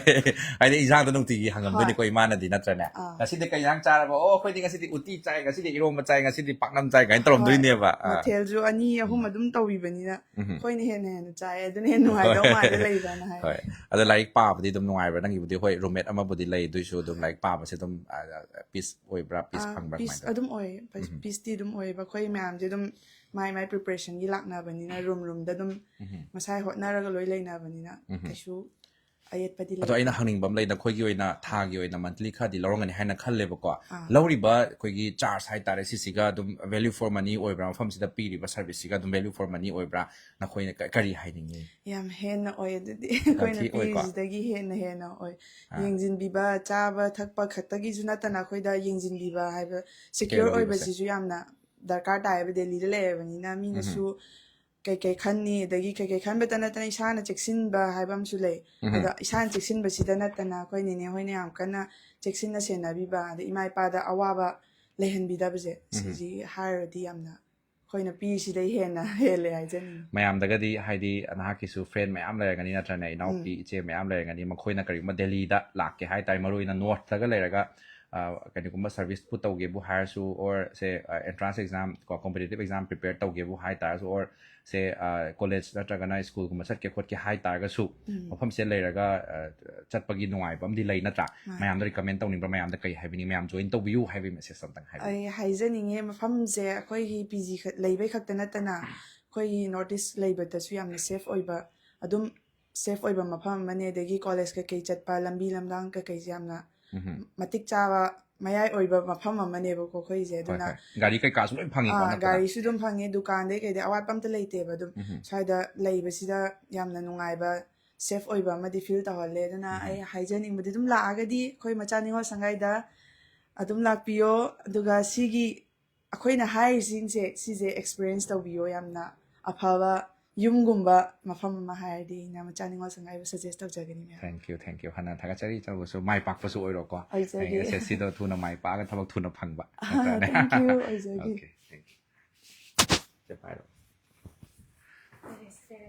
ꯊꯔꯠ ꯐ꯭ꯂꯣꯔꯅꯤ ꯑꯩꯈꯣꯏꯅ ꯍꯧꯖꯤꯛ ꯀꯥꯖꯔꯛꯏꯁꯦꯀꯣ ꯃꯊꯪꯁꯤꯗꯤ ꯀꯗꯣꯝꯅ ꯆꯠꯀꯅꯤ ꯃꯊꯪ ꯇꯦꯔꯦꯁ ꯎꯁꯤꯔꯥ ꯇꯦꯔꯦꯁ ꯑꯣꯏꯗꯣꯏꯔꯣ ꯃꯊꯛꯇ ꯐꯣꯔ ꯐ꯭ꯂꯣꯔꯗꯤ ꯂꯩꯔꯤ ꯑꯣ ꯐꯣꯔꯠ ꯐ꯭ꯂꯣꯔꯗꯤ ꯂꯩꯌꯦꯕꯀꯣ ꯑꯣꯀꯦ ꯑꯉꯥꯡ ꯀ꯭ꯂꯥꯁ ꯆꯠꯅꯈꯤꯕꯒꯤ ꯒꯥꯏꯗ ꯇꯧꯕꯤꯔꯣ ꯃꯌꯥꯝ ꯕꯤꯜꯗꯤꯡ ꯑꯃ ꯂꯩ ꯇꯥꯔꯗꯤ ꯑꯗꯨꯝ ꯇꯦꯔꯦꯁꯁꯨ ꯑꯗꯨꯝ ꯂꯩꯀꯣ ꯑꯗꯨꯅ ꯁꯤꯒꯤ ꯕꯤꯜꯗꯤꯡꯁꯤꯡꯁꯤꯒꯤꯁꯨ ꯑꯗꯨꯝ ꯍꯥꯏꯗꯤ ꯃꯆꯥ ꯅꯤꯉꯣꯜ ꯁꯪꯒꯥꯏꯒꯤꯁꯨ ꯕꯤꯜꯗꯤꯡ 2 ꯂꯩꯕꯁꯦ ꯁꯤ ꯕꯤꯜꯗꯤꯡ 2ꯁꯤꯗ ꯇꯦꯔꯦꯁ ꯑꯅꯤꯃꯛ ꯂꯣꯏꯅ ꯂꯩ ꯍꯥꯏꯇꯥꯔꯦ ꯃꯌꯥꯝꯗꯁꯨ ꯀꯔꯤꯒꯨꯝꯕ ꯑꯗꯣꯝꯅ ꯃꯐꯝꯁꯤꯗ ꯂꯩꯕꯤꯕ ꯃꯇꯝꯗ ꯇꯦꯔꯦꯁꯀꯤ ꯑꯣꯏꯕ ꯑꯋꯥꯠꯄ ꯂꯩꯇꯦ ꯍꯥꯏꯕꯅꯤꯀꯣ ꯃꯇꯣꯟꯗ ꯑꯗꯨꯝ ꯀꯥꯈꯠꯂꯒ ꯐꯤ ꯐꯧꯕꯗꯕꯨ ꯑꯣꯏꯇꯥꯔꯒꯁꯨ ꯑꯣꯔ ꯁꯦ ꯃꯇꯣꯟꯁꯤꯗ ꯂꯩꯔꯒ ꯍꯥꯏꯗꯤ ꯅꯨꯡꯁꯤꯠ ꯅꯨꯡꯁꯥ ꯐ꯭ꯔꯦꯁ ꯑꯦꯌꯔꯒꯨꯝꯕ ꯆꯥꯖꯒꯦꯕꯨ ꯍꯥꯏꯔꯁꯨ ꯅꯠꯇ꯭ꯔꯅꯦ ꯑꯗꯨꯅ ꯂꯣꯏꯅꯃꯛ ꯑꯗꯨꯒꯤ ꯈꯨꯗꯣꯡꯆꯥꯕꯁꯨ ꯐꯪꯒꯅꯤ ꯍꯥꯏꯕꯁꯤꯅ ꯊꯝꯖꯒꯦ ꯈꯔ ꯍꯧꯒꯠꯂꯒ ꯑꯩꯈꯣꯏ ꯁꯤꯒꯤꯁꯦ ꯅꯨꯡꯗꯥꯡꯗꯅꯦ ꯁꯤ ꯀ꯭ꯂꯣꯖ ꯇꯧꯗꯣꯏꯅꯦꯕ ꯂꯣꯛ ꯇꯧ ꯊꯝꯗꯣꯏꯅꯦꯕ ꯃꯔꯝꯗꯤ ꯂꯣꯛ ꯇꯧꯁꯜꯂꯒ ꯌꯥꯝ ꯁꯦꯐ ꯑꯣꯏꯅ ꯂꯩꯅꯕ ꯑꯉꯥꯡꯁꯤꯡꯁꯦ ꯑꯣꯀꯦ ꯁꯤꯅ ꯇꯦꯔꯦꯁ ꯑꯣꯏꯗꯣꯏꯕ ꯐꯣꯔꯠ ꯐ꯭ꯂꯣꯔ ꯃꯊꯛ ꯅꯠꯇ꯭ꯔꯥ ꯏꯆꯦ ꯐꯣꯔꯠ ꯐ꯭ꯂꯣꯔꯒꯤ ꯃꯊꯛ ꯑꯣꯏꯗꯣꯏꯕ ꯐꯣꯔꯠ ꯐ꯭ꯂꯣꯔꯒꯤ ꯃꯊꯛ ꯑꯣꯏꯗꯣꯏꯕ ꯁꯤꯅ ꯃꯣꯏꯒꯤ ꯇꯦꯡꯀꯤ ꯁꯤꯗ ꯃꯌꯥꯝꯒꯤ ꯏꯁꯤꯡ ꯄꯤꯔꯤꯕ ꯇꯦꯡꯀꯤꯈꯩꯁꯨ ꯁꯤ ꯂꯣꯏ ꯂꯩꯔꯦꯅꯦ ꯃꯈꯥꯗ ꯔꯨꯝ ꯑꯅꯤ ꯂꯩꯗꯣ ꯑꯅꯤꯗꯨꯒꯤ ꯑꯃꯃꯝ ꯂꯣꯏ ꯑꯣꯏꯗꯣꯏꯕ ꯑꯣ ꯑꯗꯨꯅ ꯁꯤꯗꯩꯗ ꯂꯩꯔꯦ Hi. ꯀꯦꯃꯦꯔꯥ ꯀꯦꯃꯦꯔꯥ ꯂꯩꯔꯦ ꯃꯣꯅꯤꯇꯔ ꯇꯧꯔꯤꯕ ꯊꯣꯡ ꯍꯥꯡꯕ ꯈꯣꯠꯄ ꯂꯣꯏ ꯁꯤꯅ ꯁꯣꯝ ꯅꯥꯀꯟ ꯁꯥꯏꯠꯀꯤ ꯁꯤꯁꯤꯅ ꯑꯁꯣꯝꯗꯤ ꯀꯩꯒꯨꯝꯕ ꯀꯩꯅꯣ ꯇꯧꯔꯒꯁꯨ ꯑꯣꯀꯦ ꯑꯗꯨ ꯌꯥꯝ ꯁꯦꯐ ꯑꯣꯏꯅꯕꯒꯤꯗꯃꯛꯇ ꯑꯩꯈꯣꯏꯅ ꯁꯤꯒꯤ ꯃꯇꯥꯏꯁꯤꯁꯨ ꯂꯣꯏꯅ ꯈꯥꯔꯒ ꯂꯣꯏ ꯊꯝꯃꯤꯁꯦ ꯁꯤꯗꯒꯤ ꯑꯗꯨꯝ ꯎꯔꯦꯅꯦ ꯏꯆꯦ ꯑꯁꯣꯝ ꯅꯥꯀꯟꯒꯤ ꯌꯦꯂꯣ ꯀꯂꯔꯒꯤ ꯌꯦꯂꯣ ꯀꯂꯔꯒꯤꯁꯦ ꯑꯁꯤꯒꯤ ꯕꯤꯜꯗꯤꯡꯁꯦ ꯑꯣꯏꯗꯣꯏꯕ ꯂꯣꯏꯅꯃꯛ ꯍꯥꯏꯗꯤ ꯎꯅꯕꯩ ꯋꯥꯅꯤ ꯀꯧꯅꯒꯦꯁꯨ ꯑꯗꯨꯝ ꯌꯥꯔꯦ ꯅꯠꯇ꯭ꯔ ꯌꯥꯔꯦ ꯁꯤꯗꯤ ꯑꯉꯥꯡ ꯃꯣꯏ ꯃꯁꯦꯟ ꯑꯗꯨꯝ ꯀꯧꯅꯩ ꯉꯁꯥꯏꯒꯤ ꯑꯩꯈꯣꯏꯅ ꯀꯥꯔꯝꯗꯕ ꯇꯦꯔꯦꯁꯇꯣ ꯃꯌꯥꯝꯁꯤ ꯌꯦꯂꯣ ꯀꯂꯔꯒꯤ ꯇꯦꯔꯦꯁ ꯃꯄꯥꯁꯤ ꯑꯣꯏꯗꯣꯏꯅꯦꯕꯀꯣ ꯌꯦꯂꯣ ꯀꯂꯔꯒꯤ ꯇꯦꯔꯦꯁꯁꯤꯒꯤ ꯍꯦꯛ ꯃꯈꯥꯗ ꯍꯥꯏꯇꯥꯔꯦ ꯑꯗꯨꯝ ꯑꯁꯣꯝ ꯅꯥꯀꯟ ꯕꯤꯜꯗꯤꯡ ꯃꯆꯥ ꯅꯤꯉꯣꯜ ꯁꯪꯒꯥꯏꯒꯤ ꯕꯤꯜꯗꯤꯡ ꯑꯅꯗꯔ ꯑꯁꯣꯝ ꯅꯥꯀꯟꯒꯤ ꯕꯤꯜꯗꯤꯡ ꯑꯗꯨꯝ ꯑꯣꯏ ꯍꯥꯏꯕ ꯃꯌꯥꯝ ꯊꯝꯖꯒꯦ ꯁꯤꯁꯤꯅ ꯑꯗꯨꯝ ꯃꯊꯛꯀꯤ ꯑꯣꯏꯕ ꯇꯦꯔꯦꯁ ꯍꯥꯏꯇꯥꯔꯦ ꯁꯤꯒꯤꯁꯦ ꯈ꯭ꯋꯥꯏ ꯅꯨꯡꯉꯥꯏꯕꯅ ꯑꯩꯈꯣꯏꯒꯤ ꯑꯊꯧꯕꯁꯤꯡꯒꯤ ꯀꯩꯅꯣ ꯂꯥꯛꯄ ꯃꯇꯝꯗ ꯑꯗꯨꯝ ꯁꯦꯂꯦꯕ꯭ꯔꯦꯁꯟ ꯇꯧꯖꯩ ꯑꯩꯈꯣꯏꯅ ꯁꯤ ꯃꯐꯝꯁꯤꯗ ꯁꯤꯒꯤ ꯖꯒꯥꯁꯤꯗ ꯑꯁꯣꯝꯒꯤ ꯂꯧꯗ꯭ꯔꯤꯉꯩ ꯀꯥꯟꯗ ꯍꯧꯖꯤꯛꯄꯨꯗꯤ ꯑꯁꯣꯝ ꯅꯥꯀꯟ ꯆꯥꯎꯔꯦ ꯑꯁꯣꯝꯗ ꯇꯧꯔꯦ ꯌꯥꯔꯤꯈꯩ ꯁꯤꯒꯤꯁꯤꯗ ꯑꯣꯏꯅ ꯇꯧꯔꯒ ꯇꯧꯋꯦ ꯑꯣꯀꯦ ꯁ꯭ꯋꯥꯏ ꯏꯁꯄꯦꯁꯁꯤꯁꯨ ꯀꯔꯤꯒꯨꯝꯕ ꯑꯃ ꯃꯌꯥꯝ ꯄꯨꯟꯕ ꯌꯥꯕꯒꯤ ꯏꯁꯄꯦꯁ ꯑꯃꯗꯤ ꯑꯣꯏꯗꯅ ꯐꯤ ꯑꯃ ꯇꯥꯔꯦ ꯃꯣꯏ ꯅꯨꯡꯁꯤꯠ ꯀꯟꯅ ꯁꯤꯠꯄꯁꯦ ꯁꯤꯅ ꯅꯨꯡꯁꯤꯠ ꯑꯃ ꯐꯤ ꯑꯃ ꯇꯥꯔꯦ ꯁꯨꯃꯥꯏꯅ ꯃꯌꯥꯝ ꯑꯩꯈꯣꯏ ꯕ꯭ꯂꯦꯡꯀꯦꯠꯀꯨꯝꯕ ꯐꯧꯗꯣꯛꯅꯤꯡꯕ ꯀꯣ ꯅꯨꯡꯁꯥ ꯂꯩꯇ꯭ꯔꯒꯗꯤ ꯐꯧꯐꯝꯁꯦ ꯂꯩꯔꯣꯏꯗꯣꯏꯅꯦ ꯅꯠꯇ꯭ꯔꯅꯦ ꯅꯨꯡꯁꯥꯒꯤ ꯏꯁꯄꯦꯁ ꯑꯃꯁꯨ ꯃꯌꯥꯝ ꯃꯐꯝꯁꯤꯗ ꯄꯤꯕꯤꯕ ꯁꯤ ꯌꯥꯝ ꯅꯨꯡꯉꯥꯏ ꯍꯥꯏꯇꯥꯔꯦ ꯃꯆꯥ ꯅꯤꯉꯣꯜ ꯁꯪꯒꯥꯏꯒꯤ ꯌꯥꯝꯅ ꯁ꯭ꯄꯦꯁꯦꯜ ꯑꯣꯏꯕ ꯁꯔꯚꯤꯁꯅꯤ ꯁꯤꯁꯤꯃꯗꯤ ꯑꯗꯣ ꯏꯆꯦꯒꯤ ꯃꯥꯏꯀꯩꯗꯒꯤ ꯉꯁꯤ ꯚꯤꯗꯤꯑꯣ ꯌꯦꯡꯕꯤꯔꯤꯕ ꯃꯌꯥꯝꯗꯁꯨ ꯉꯁꯥꯏꯗꯒꯤ ꯍꯧꯅ ꯑꯗꯨꯝ ꯋꯥꯔꯤꯕꯨꯗꯤ ꯁꯥꯔꯤ ꯃꯐꯝꯁꯤꯗ ꯂꯥꯛꯄꯤꯌꯨ ꯑꯗꯨꯒ ꯂꯥꯛꯂꯕ ꯃꯇꯨꯡꯗ ꯃꯐꯝꯁꯤꯗ ꯂꯩꯕꯒꯤ ꯅꯨꯡꯉꯥꯏꯕ ꯐꯦꯃꯤꯂꯤ ꯑꯣꯏꯅ ꯄꯨꯟꯅ ꯂꯩꯃꯤꯟꯅꯕꯒꯤ ꯅꯨꯡꯉꯥꯏꯕꯁꯤꯁꯨ ꯑꯗꯨꯝ ꯂꯧꯃꯤꯟꯅꯁꯦ ꯍꯥꯏꯅ ꯉꯁꯥꯏꯗꯒꯤꯕꯨꯗꯤ ꯍꯥꯏꯖꯔꯤꯅꯤꯀꯣ ꯏꯆꯦꯒꯤ ꯃꯥꯏꯀꯩꯗꯒꯤ ꯃꯌꯥꯝꯗꯣ ꯑꯝꯇꯪ ꯊꯝꯕꯤꯌꯣ ꯑꯗꯨꯒꯤꯗꯨ ꯑꯩ ꯍꯥꯏꯖꯒꯦ ꯑꯩ ꯁꯨꯖꯥꯇꯥ ꯅꯣꯡꯊꯣꯝꯕꯝ ꯁꯨꯖꯥꯇꯥ ꯋꯥꯡꯈꯩ ꯑꯌꯥꯡ ꯍꯦꯟꯕꯣꯜ ꯄ꯭ꯂꯦꯌꯔꯅꯤ ꯏꯟꯇꯔꯅꯦꯁꯅꯦꯜ ꯄ꯭ꯂꯦꯌꯔꯅꯤ ꯑꯗꯨꯒ ꯑꯩꯒꯤꯅ ꯏꯃꯥꯟꯅꯕꯤ ꯃꯁꯦ ꯑꯇꯣꯞꯄ ꯅꯠꯇꯦ ꯌꯥꯝ ꯅꯨꯡꯉꯥꯏ ꯑꯍꯥꯟꯕꯗ ꯑꯩꯈꯣꯏ ꯊꯤꯡꯖꯕ 360ꯒꯤ ꯂꯥꯛꯄꯤꯔꯤꯕ ꯏꯄꯥꯕꯨꯁꯨ ꯊꯥꯒꯠ ꯐꯣꯡꯗꯣꯛꯆꯔꯤ ꯑꯗꯨꯒ ꯂꯥꯏꯚ ꯌꯦꯡꯕꯤꯔꯤꯕ ꯃꯌꯥꯝ ꯄꯨꯝꯅꯃꯛꯁꯨ ꯍꯥꯏꯅꯤꯡꯉꯥꯏꯇ ꯊꯥꯒꯠꯆꯔꯤ ꯑꯗꯣ ꯌꯥꯝꯅ ꯑꯩꯅ ꯍꯥꯏꯖꯅꯤꯡꯕ ꯈꯔꯗꯤ ꯑꯩꯈꯣꯏꯒꯤ ꯂꯥꯏꯚ ꯌꯦꯡꯕꯤꯔꯤꯕ ꯃꯌꯥꯝ ꯄꯨꯝꯅꯃꯛꯇ ꯑꯩꯈꯣꯏꯒꯤ ꯀꯩꯔꯣꯏ ꯂꯩꯀꯥꯏ ꯊꯪꯅꯕ ꯑꯃꯅ ꯈꯪꯅꯅꯕꯒꯤꯗꯃꯛꯇ ꯌꯥꯔꯤꯈꯩ ꯁꯤꯌꯔꯁꯤꯕꯨꯗꯤ ꯇꯧꯕꯤꯌꯣ ꯉꯁꯤ ꯁꯤꯌꯔ ꯇꯧꯈꯤꯕꯁꯤꯅ ꯃꯔꯝ ꯑꯣꯏꯔꯒ ꯍꯌꯦꯡ ꯏꯆꯥ ꯏꯁꯨꯅ ꯂꯥꯏꯔꯤꯛ ꯇꯝꯕ ꯃꯄꯥꯟꯗ ꯆꯠꯂꯝꯗꯥꯏ ꯃꯇꯝꯗ ꯗꯦꯜꯂꯤꯗ ꯆꯠꯂꯝꯗꯥꯏ ꯃꯇꯝꯗ ꯗꯦꯜꯂꯤꯗ ꯀꯥꯏꯗ PG ꯂꯩ ꯐꯕ ꯅꯠꯇ꯭ꯔꯒ ꯀꯩ ꯌꯦꯡꯅꯤꯡꯕ ꯂꯩ ꯍꯥꯏꯕꯅꯆꯤꯡꯕꯗꯣ ꯑꯩꯈꯣꯏꯅ ꯚꯤꯗꯤꯑꯣꯁꯤꯗ ꯁꯝꯂꯛꯄ ꯃꯌꯥꯝ ꯊꯥꯒꯠꯆꯕꯁꯤꯅ ꯃꯌꯥꯝ ꯌꯦꯡꯕꯤꯔꯒ ꯈꯪꯕꯤꯔꯒ ꯂꯥꯛꯄꯤꯅꯕꯒꯤꯗꯃꯛꯇꯁꯨ ꯑꯩ ꯃꯌꯥꯝꯗ ꯍꯥꯏꯖꯔꯤ ꯑꯗꯣ ꯃꯌꯥꯝꯅꯁꯨ ꯅꯨꯡꯁꯤꯕꯤꯌꯨ ꯍꯥꯏꯗꯤ ꯃꯄꯥꯟꯗ ꯂꯥꯞꯅ ꯂꯩꯕꯁꯦ ꯑꯩꯈꯣꯏꯁꯨ ꯌꯨꯝ ꯑꯃꯨꯛ ꯃꯤꯁ ꯇꯧꯕ ꯌꯥꯎꯋꯦ ꯑꯗꯣ ꯏꯆꯥ ꯏꯁꯨꯗꯧꯅ ꯇꯧꯕꯅꯤ나 ꯌꯨꯝꯗ ꯆꯠꯄ ꯉꯝꯗꯦ ꯑꯩꯈꯣꯏꯗꯤ ꯃꯣꯏ ꯊꯥꯗꯣꯛꯑ ꯆꯠ ꯌꯥꯗꯕꯅꯤꯅ ꯑꯗꯣ ꯆꯥꯛꯀꯧꯕ ꯂꯥꯛꯄꯗ ꯑꯉꯥꯡ ꯈꯔ ꯆꯠꯈꯤꯕ ꯈꯔ ꯑꯃ ꯂꯩꯍꯧꯕ ꯂꯩꯍꯧꯔꯤꯕ ꯈꯔ ꯑꯉꯥꯡꯁꯤꯒ ꯑꯩꯈꯣꯏ ꯑꯗꯨꯝ ꯐꯦꯃꯤꯂꯤ ꯑꯣꯏꯅ ꯏꯟꯖꯣꯏ ꯇꯧꯃꯤꯟꯅꯕ ꯑꯩꯈꯣꯏꯗꯤ ꯌꯥꯔꯤꯈꯩ ꯁꯦꯀ꯭ꯔꯤꯐꯥꯏꯁ ꯇꯧꯔ ꯍꯧꯖꯤꯛꯁꯦ ꯏꯆꯦ ꯁꯖꯤꯕꯨꯒꯤ ꯆꯩꯔꯥꯎꯕ ꯂꯥꯛꯀꯗꯧꯔꯦ ꯅꯠꯇ꯭ꯔꯅꯦ ꯆꯩꯔꯥꯎꯕꯁꯤꯁꯨ ꯂꯦꯝꯃ ꯊꯥꯗꯧ ꯊꯥꯔꯦ ꯆꯩꯔꯥꯎꯕꯁꯨ ꯑꯗꯨꯝ ꯇꯧꯗꯣꯏꯅꯦ ꯑꯦꯅꯤ ꯐꯦꯁꯇꯤꯚꯦꯜ ꯈꯨꯗꯤꯡꯃꯛ ꯏꯔꯝꯗꯝꯒꯤ ꯑꯣꯏꯕ ꯏꯃꯥ ꯂꯩꯕꯥꯛꯀꯤꯗꯃꯛꯇ ꯇꯧꯔꯛꯄ ꯈꯨꯗꯤꯡꯃꯛ ꯑꯩꯈꯣꯏ ꯂꯣꯏꯅ ꯑꯗꯨꯒ ꯐꯦꯁꯇꯤꯚꯦꯜ ꯈꯨꯗꯤꯡꯃꯛꯇ ꯂꯣꯏꯅ ꯇꯧꯋꯦ ꯑꯗꯨꯒ ꯃꯔꯨꯑꯣꯏꯅ ꯑꯃꯨꯛꯁꯨ ꯑꯊꯧꯕꯁꯤꯡꯒꯤ ꯀꯨꯝꯑꯣꯜ ꯑꯃ ꯂꯥꯛꯄ ꯃꯇꯝꯗ ꯑꯗꯨꯝ ꯂꯣꯏꯅꯃꯛ ꯌꯥꯔꯤꯉꯩ ꯑꯩꯈꯣꯏ ꯂꯣꯏ ꯑꯦꯇꯦꯟ ꯇꯧꯔꯒ